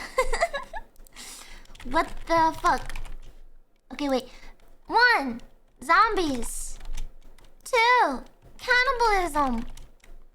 3. Dirt mouth. It's relevant because we're playing. Oh, wait, content does not meet guidelines. I think I swore too much. Hey, cannibalism is allowed, but I can't type the word fuck. I'm not allowed to type the word fuck into a Twitch poll, but I can type cannibalism, so very interesting. Not cannibalism? Oh, burying, sorry, not cannibalism. Pretend I didn't say it. Shush. Self-burial. I'm stupid. Type fire truck? Fire truck? Will I get banned? Fire truck. D, people started dancing. No, apparently not. Apparently they only started whatever one of these things. Why would you eat dirt? I guess if you were really hungry, would you eat... Guys, would you eat dirt if you were really hungry? Reported was... Okay, sorry. Burying themselves alive. I'd eat my leg. Would you cut your leg off first, or would you bite it if it was still connected to yourself? Lumi, what are you talking? Dirt mouth? Okay, see, I'm gonna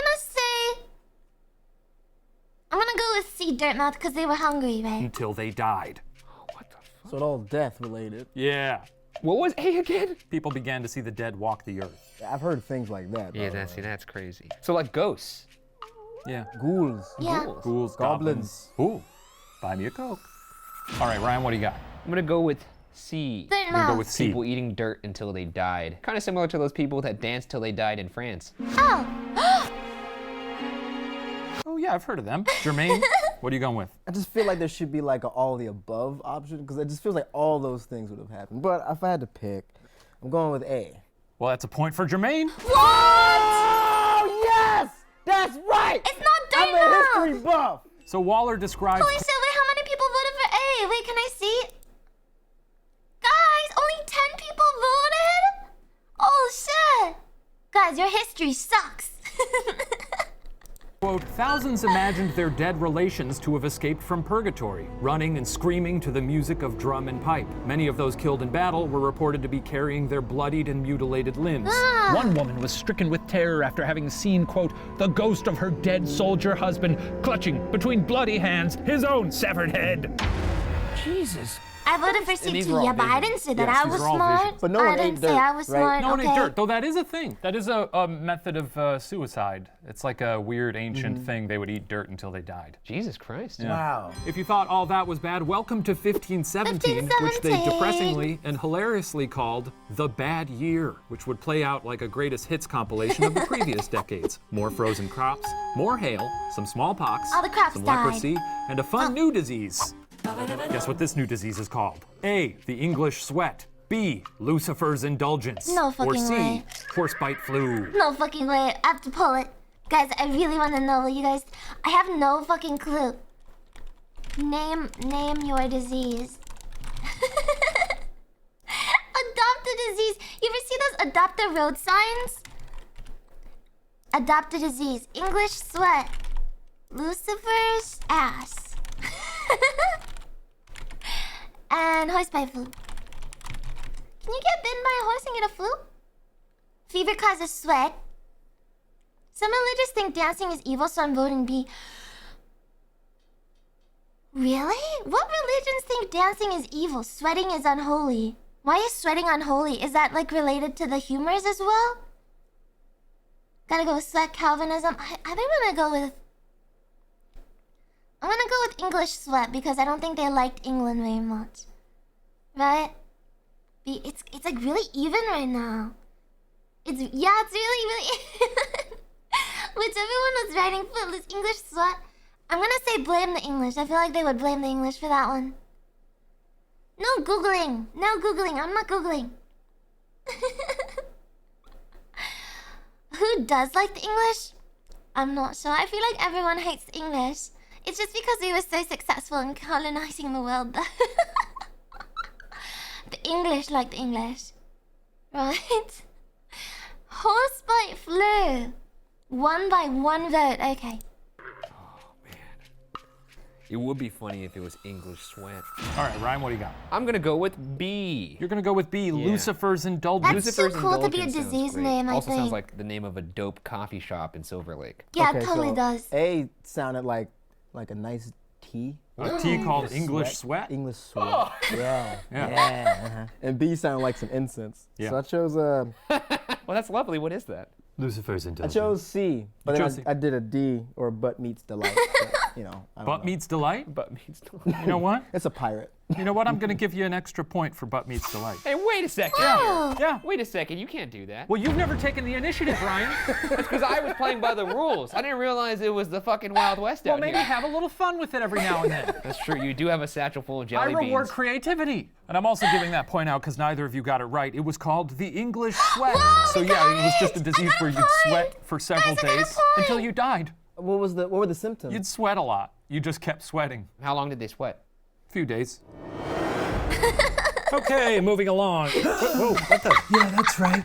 It's me, that big pile of diamonds. That's my catchphrase now, I think. Yeah, but we're in the middle of a story here. Well, I'm here with a word from our sponsor. Rent on this puppet theater isn't free, you know. While you've got your fuzzy ass nose in a book, I'm over here keeping the lights on, baby. Fine, take it away. The floor is yours. Talk about bed sheets or whatever. Bed sheets. Cut me some slack, bro. Today's episode is brought to you by Mischief. Mischief. Wait, like the concept of mischief? Yeah, the country. No, you idiot. Let's set our sights on July 14th, summertime, Yeah, 1518, when a woman known as Frau Troffe was no longer content to sit idly by as the cruel hand of fate continued to give her community the finger. Yeah. What did she do? And this is a free write. Basically, whoever gets closer. Yeah, I'll give a point to whoever's answer I like best. Wait, what did she do? All right, Ryan. This is a multiple choice. I think she covered herself in gasoline and ran through the town naked ablaze. Okay. All Alright, right. good answer. Okay. Jermaine? God damn, Ryan. That's right. Oh, I just said she sought out some doctors. Wait, what do you think? She said I think she went fucking insane. Maybe she poisoned a bunch of food. She started dancing. I don't know. Should we say she's... Okay, let's say dancing. She tarred and feathered herself and then she started dancing. Probably a better call. Dancing. I'm gonna give the point to Ryan, just because it sort of captures the craziness of what is about to happen. Please enjoy this brief scene that will show you all. Oh, jeez. All right, yeah, I guess we could clap for that, yeah. Oh, wow, what another miserable day in what is basically hell. Frau Troffe walks out onto the street, dazed. She's sweating. She has the English sweat. Good morning. You're looking, actually, you're looking pretty awful. Why are you got a his case of pants that, like that? English butt sweat, or? English butt sweat. And Frau begins to dance. And she dances and dances. I hope you put sound effects God, over he's it. got a I will, because problem. this looks ridiculous. Yeah, so she danced. And people probably thought, huh, pretty funny. Good one, Frau. She danced until she died, or she just danced? Well, she continued to dance until she passed out from exhaustion. And then she woke up and she started dancing again. Your eyes are getting more crooked by the minute. It's so funny. Like, they're less straight now. This is how they are. I don't say anything funny about your eyes. You're right, and I apologize. I fucked up. I fucked up hard. It's fine. Bro. It's fine. Are we gonna be okay here? We're gonna. No, we're good. We're good. We are? Yeah, come on, man. Let's shake it out. I'm sorry, man. I just thought, By this point, you can imagine some folks were scratching their heads and tossing off some theories. A common one was that Frau Troffe was doing this to spite her lousy husband, who hated dancing. But that becomes a bit harder to believe when you consider that, according to author Jennifer Wright, quote, by the third day, blood was oozing out of her shoes. Jesus Christ. Yeah. Another common theory that was widely circulated was that the poor woman had been the victim of divine wrath. Some suspected God himself, others pointed to Saint Vitus, a saint known for bringing aid to those with epilepsy, but also inflicting it upon those who angered him. So it stacks up that Frau Troffe would be aware of Saint Vitus and his capabilities, as just 30 miles east of Strasbourg, there was a shrine to the saint, which is exactly where she was taken on July 20th, 6 days into her exhausting routine. Now, unfortunately, we don't have any information regarding the fate of Frau Troffe. Hopefully, performing some kind of penitence at the shrine of St. Vitus was enough to free her from this terrifying trance. But what we do know is that by July 21st, just one day after the poor lady was carted off to the shrine, at least 34 more residents of Strasbourg had started dancing. What? Amazing. Wait a second. Wow. Kind of similar to those people that danced till they died in France. Oh my God. This is the impetus for the people dancing till they died in France. Yeah, you dipshit. Holy, fuck you. Strasbourg is in France. I never, okay, every it's time weird it took you this long to figure it out. Well, here's the reason why. I thought, for whatever reason, that the dancing till they died plague was like a mass hysteria thing, but I never thought of it as a patient zero scenario. Yeah. So dancing had officially reached plague status. And as with Frau Troffe, there was nothing joyous about their shuffling, just pure agony. Waller writes, quote, chroniclers tell us that those who were momentarily roused from their trances screamed for help from bystanders, God, and the saints. Mental illness is contagious. So nothing pleasant about this. I love it. Have you ever been trapped in like a prison of your own laughter? Like where you're laughing and you want to stop laughing, but you can't and it starts to hurt? Do you guys ever get like those 3 a.m. giggles and you just can't stop laughing at everything? Everything's fucking funny. No, Ryan, stop it. Literally Lumicord, Malcolm. It would suck. Oh, I missed it. So what started out as a curious anomaly had now become a bit of a municipal concern. Enough so that a council of magistrates thought that they should consult some local physicians. So, what do you think the physicians thought the issue was? A, hot blood. B, excess bile. Wait, we already know the answer or to C, this. a phlegm deficiency. We already know the answer to this. We already know. It's fucking. We already know the answer. All right, Ryan? No, we go B for bile. And Jermaine? It's A, hot blood. Hot blood. You're gonna go with hot blood. Hot blood also is good. The physician said, quote, dance is a natural disease which comes from overheated blood. No! Point to Jermaine. Well, hearing this, the council put their heads together and decided there was only one possible prescription. What was their plan of action? A, weighing down the feet of the dancers. That's actually B, a good solution. baptizing the dancers. Or C, more dancing. See, more dancing. We already guessed. We already know this. We already know this. More dancing. Ryan? I'm gonna go with C, more dancing, just because it doesn't make any sense. And Jermaine? I chose B. It felt like at this point the doctors weren't helping. Sure. So they brought in maybe some religious people to just leave it to God. Yeah. I think, at this point, that's what you do. Yeah. I love how stupid the puppet looks. He's just but like. they did blame God the first time. That's true. So fuck. Yeah. I fucked up. Yeah. I got it wrong. Well, point to Ryan. It looks They a bit like, cleared out a couple of the local guild halls in an open market area. He even constructed a stage and escorted the afflicted, now numbering over 50, into these designated dancing areas. And to seal the deal, there was one last touch. They hired a band. Dozens of musicians were hired to play the most. Yeah. I got a crazy gig for you, Frank. Yeah. Got a crazy gig, all right? We need it, all right? We need the money. The council also employed various unafflicted people to dance alongside the entranced people, encouraging them to keep going. When people passed out, they were put back on their feet. Like a third baseman? And like a third base coach? And the musicians upped the tempo. Oh boy, oh my God, this is amazing. A month into this, August rolls around, the number of dancers continued to grow, probably because it was a psychological virus, and instead of quarantining the thing, they literally put the dancers on a stage for everyone to see. It didn't take long for things to go from strange to dark. Psychological virus. Waller points to the records of a neighboring merchant named Lucas Rem, who jotted a note in his diary around the time, quote, in the year 1518, in summer, lots of people died of the St. Vitus dance in Strasbourg. About 15 people died a day. Man, Yeah, I thought this was gonna have a happy I mean, this is what happens when you try to put out fire with more fire. Yeah, doesn't work. With no choice but to change their approach, the council now had to seriously grapple with the idea that the long-decaying morals of the community may have angered a vengeful spirit. Quickly and desperately changing their game plan, they ordered all dancers back to their homes and banned music. Strings were fine, but tambourines and drums? Illegal. Oh my God, You no said that tambourines. strings were allowed to keep no playing? drums. Yeah, strings were fine. Beautiful, you know? It just makes things sadder without music. You know what I mean? Is there any royalty-free violin music you have right now that we could try and dance to? Yeah, here we go. Does this look ridiculous? You feeling it? How's it look? You know what? Not working. Really not working. Speak for yourself. All right, even still in private homes, the mania continued to spread.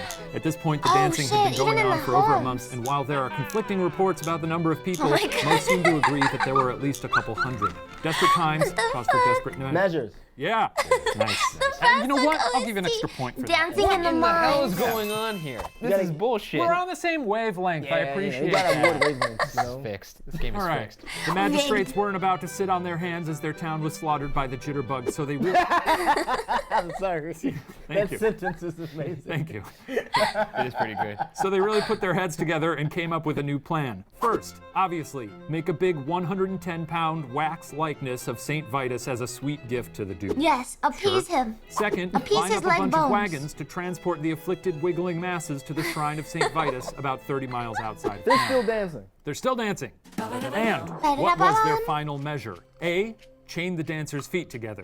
B, buy Too the logical. dancers sweet new kicks. Or Too C, expensive. dress a monkey up as St. Vitus and have it kiss the dancers' It feet. has to be the monkey. We don't know this one, right? Do you guys have an idea of this? We don't have no. It has to be the monkey, doesn't it?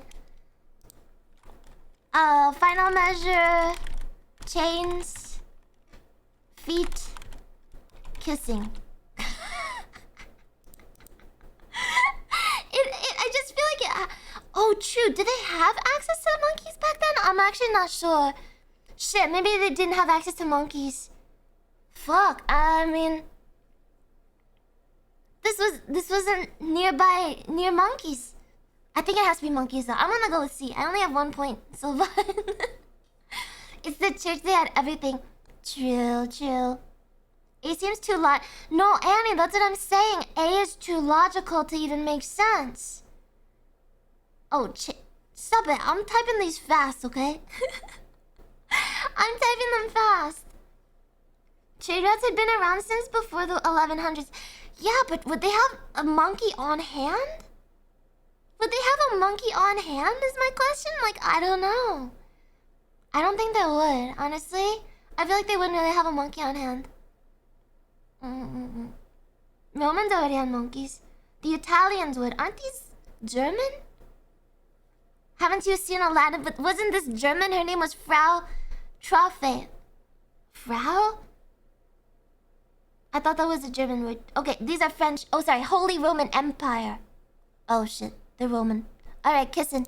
It is a shame thing. All right, That's some shame. With I got my answer in. HRE friends, okay? You're going with HRE A, friends, chain not the the dancers' feet same. together. That's right. And Jermaine? Not to piggyback off you, Ryan, but That's you've fair. been right so far. You'll probably figure out a way to give you a point anyway. So you're going with A as well? had to. It Not just holy, sounded not like the Roman, best not option. Empire. Well, let's not, find out That's what too happened. logical. Has to be the monkeys. All right, everyone. So that's that. We'll make a nice offering to St. Vitus and haul these poor souls off to the shrine. Oh, and we should give him some little red shoes. Wait, now hang on a second. No fucking What's way. that you What's say? this I said we'll fucking give him some little red shoes? shoes. Well, please explain. Damn it. Oh, it's B. Well, they'd be little and red, and they'd be shoes. All right, well, let's order a bunch of little red shoes. Wait, what? God That damn doesn't it. even make sense. How are Why they would you gonna make a make that bunch of many red shoes that fucking quickly? shoes? Is How it long so does you it take to can't make see a the shoe? blood? I don't know. And red ones? Why Why red? So the red? blood, you don't see the blood or something? Maybe. That makes sense. Once at the altar of St. How many Vitus, people a voted very for that strict one? prescription for the Shit. afflicted I was had no carried point out. for Luna. I only have one They led the fucking dancers point. in a circle around the altar. 2, they had each dancer offer up a single penny as a donation, and then they took them This is back the to the least chapel fucking rich and down to the I've ever wagons. seen. That was it. Do you think it worked? Is this a question, by the way? Is this where they got the idea of the red Do shoes you think it from? worked? For fucking... Yes, it did. Ooh, now I know. Yeah. Okay. Well, I got a 50% shot I think here. it did work. 1, 2, Yes. 3. Yes. We Yes? both think it worked. Yeah, we're getting towards the end of the story. It's kind of like when it's the third act of a movie. I know Sure. our character is about to off. Well, it did. Yay! it. There it is. Finally, get a happy. That's a happy ending. Yeah, that is good. So one thing to remember, these people believed with great conviction in the power of the supernatural, of divine forces meddling with their souls. So it makes sense that if they believe strongly enough in a curse, they'd also believe deeply in the power of penance. And when you think of what they'd done to earn their forgiveness from St. Vitus, a 30-mile journey, painting. sacrificing a whole ass penny, wearing little red shoes, it probably did seem to them like they'd earned their freedom. But there's yet another theory about the miraculous healing that took place. So our final question, what else may have healed them? A, antibiotics. B, a traveling hypnotist. Or C, the power of... Alright, this is fucked up. Okay, Paul, I have no fucking clue. I only have one fucking point. Why am I so bad at history? Meds. Meds? Question mark? Antibiotics. Antibiotics. Hypnotist. And love. I honestly don't know. I have no fucking idea what it was. I have no fucking clue. Alright, tell me what you guys think.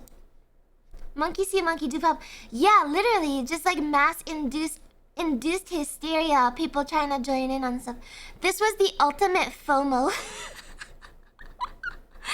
Ultimate FOMO. Oh my god. Naturally occurring penicillin. But what kind of bacteria would cause dancing? I don't understand. I fucking don't know. Induce a hysteria over the hysteria works every time. Hell yeah. It was literally in the last video. Was it the power of love? I thought we were talking about how it was they ate moldy bread and they got ergo. There's a parasite that makes dogs dance? Really? Alright, love it is. Let's see. I'm gonna go A. Oh, I got it. You know, I gonna go agree with with you A. too that I should get double points on that last one because I locked my answer in a little bit sooner. No. What's your, I'm gonna go with C. You're gonna go with C, the power of love. The power of love. That's the power of love. Oof. Rough. I chose B, but fucking hypnotism. I guess back in the day was a thing. That's a lot of people to hypnotize. Yeah. It's true. Yeah. Fuck. Damn it, Ryan. Well, it's too late I'll now. choose B. You choose B. Yes, sir. We're gonna give the point to Ryan. A history point for Ryan. You won. Remember? I don't think I did because he gave you all those phony points. We'll find out. We'll tally up the scores at the end. Think back to the beginning of this story, the state of the community before the plague took hold, decades of growing class divide, an uncaring and downright abusive clergy, a lower class bearing the brunt of a seemingly endless series of community hardships. And yet, when the plague took hold, the community banded together. Author Jennifer Wright says, quote, "The people of Strasbourg were exceedingly abnormally kind to those afflicted. They didn't burn them at stakes. They didn't permanently cast them out of the community. Thought and concern went into considering ways to make them healthy again." Seriously? That is pretty good. Oh, guys, I need new shoes. I'm just gonna dance myself to death in the fucking street until I get new shoes. And they better be fucking red because that's a sick fucking color. Thank you. That's good. Dancing is, who knew it would be so dangerous? There's What the consequences. fuck? Yeah, I'm gonna tell my daughter. Love that. me. Hey, look, I'm sometimes dancing you don't myself wanna to dance, death. but Here's the story. Don't you dare. Was that a cautionary the tale hell? after that all happened? Like, Yeah, I I'm think literally so. 1 out of 5. so happy I could dance. And he's like, no, don't you do it. No daughter of mine. Well, that concludes our history lesson. I'm going to go tally the scores to see who receives the let's see coveted who cup won. and title of History Master. While I Oh do shit, that, I think there's a song. What the fuck? Oh shit. It's me, God.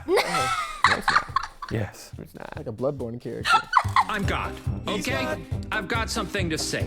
Those dummies dancing after death, that wasn't me. No way. I made the stars and moon and sun, and also I made everyone, like Genghis Khan, Celine Dion, all dogs and cats, fruit bats, your mom, and sure, some people worship me, but then I did make everything, like Jupiter and Tupperware and Diet Coke and teddy bears. But I didn't make those people dance so way back when in olden France. I'm not that guy, that's not my scene. You think that I would be so mean? And sure, I killed their crops for years and preyed upon their deepest fears of squalid plague, no food to eat. But dancing, man, that's not my beat. No, what? I lied. It's all on me. I got those dingbats to their feet. Boy, they could really jitterbug. But when they died, I pulled the plug. So what? Who cares? Come on, it's not the worst thing that I've done. Like bedbugs, pink eye, Tampa, Florida, and also the rest of Florida. So yeah, I made those people dance way back when in olden France. I'm sorry, I know it was rude. I guess I'm just a zany dude. Wow. That was disturbing, right? Wow, God is a masterful lyricist. What a strong performer. Yeah, man. God made Lauryn Hill. So Unbelievable. That makes sense. You really got to stop complimenting yourself at the end of these through the veil of a puppet. That wasn't me. That was God. Hey, so believe it or not, this is wild. You guys aren't going to believe this. It is a tie. Really? Oh, wow. This is historic. You know what? All I'm right, going to do a this tiebreaker. Here we seems. go. Oh shit! Tiebreaker. You joined a dancing plague. What would your dance move be? Oh, It's they're a actually dance-off gonna do the contest. fucking dance moves. I want to see this. Classic because I just think want to see it this. uses a lot of space. So I would go. God, you rapscallion, you're at it again. I don't like that one bit. You like it? No. Jermaine's already got a bit of an edge going into this one because that was pretty sorry. I guess I'll just go with whatever I'm feeling. So, I just, and then I spin, and then thing like this, and then, I'll hand him the trophy. I'll hand him the trophy. All right, yeah. That's good, yeah. Right there. Oh. Well, there you go. Congratulations, History Jermaine. Jelly Bean did it as well. You are the history master. Thank you very much. I'm going to take a joke. Thank you, McNasty. Thank you to our special guest, Jermaine Fowler. Thank you for watching. We'll see you next I'm gonna bring us time back on to Puppet chatting. History. I'm gonna come back to chatting. Wow. Yeah.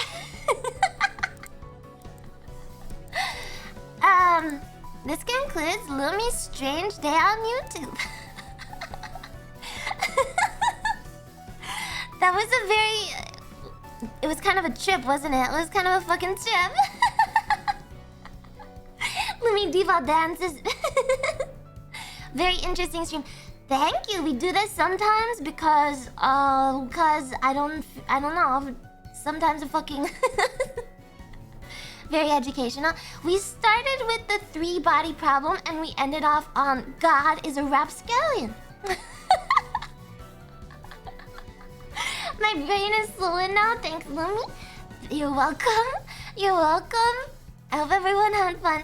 Did we actually learn how telescopes work? I believe it's lenses and mirrors. I believe it's lenses and mirrors that make telescopes work. We did not learn at all how telescopes work. No videos on telescopes. Wait, let me just... How do telescopes work? Let me just... I learned a lot about how telescopes work today. Okay. It's about light, guys. If you like physics, let me just... I'll put up a diagram of how telescopes work, and then you guys can... Magnets! How do they work? I don't fucking know. Okay, this is how a telescope works. Your eye looks in, and it goes onto a mirror, and then... Oh, your 2 eyes go onto separate points of the mirror, and then it reflects onto a second... Oh, wait. It goes from the secondary mirror onto the primary mirror, and then it goes out of the aperture. Oh, it's a separate eye thing. No, we didn't learn how magnets work. We learned how windmills work, not magnets. We learned about windmills, not magnets. Oh, because you have a focal point in your eyes. Man, I don't know a lot about eyeballs because I have perfect vision, so I never had to do any eye stuff. But man, maybe next video day we should learn about how the next video day we need to learn about how eyeballs work. No, we did windmills. We did turbines. Yeah, we did turbines. There you go, everyone. That's how telescopes work. I'm glad we learned how telescopes work today. I'm glad we figured that one out.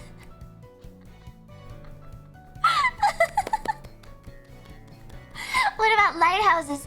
Lighthouses are just big light... What the fuck? You don't need to learn how a lighthouse works. Okay, I'm gonna find someone to raid. Thank you everyone for hanging out with me. Tomorrow, I am doing a 24-hour stream subathon kind of thing. I'm gonna be here for 24 fucking hours. It's gonna be great. There's gonna be some cool subathon reward things that I'm gonna work towards. It is my 6-month streaming anniversary. And it is also my partner celebration. So stop by and say hi. Actually, my friend, I don't know if you guys know my friend is Bao. I like her. She's playing Phasmo, and I'm gonna raid her because I haven't seen her today. and I think she's cute. So I'm gonna raid Belle. Karagi's on. How long has she been streaming for? Let me see. She's kind of small. I've never spoken to her. I'm gonna raid Belle cause she's my friend. Let's go say hi to Belle. If you guys can do a star raid for me, just do a star raid. Say hi to Belle. She's really cute. She's a really good singer. I love her very much. And I will see you guys tomorrow at noon EST, 9 a.m. PST. I will be streaming for 24 hours until Sunday at the same time. Otsurumi. Have a good night, everyone. We might watch some movies in Lumikoid. But yeah. Bye!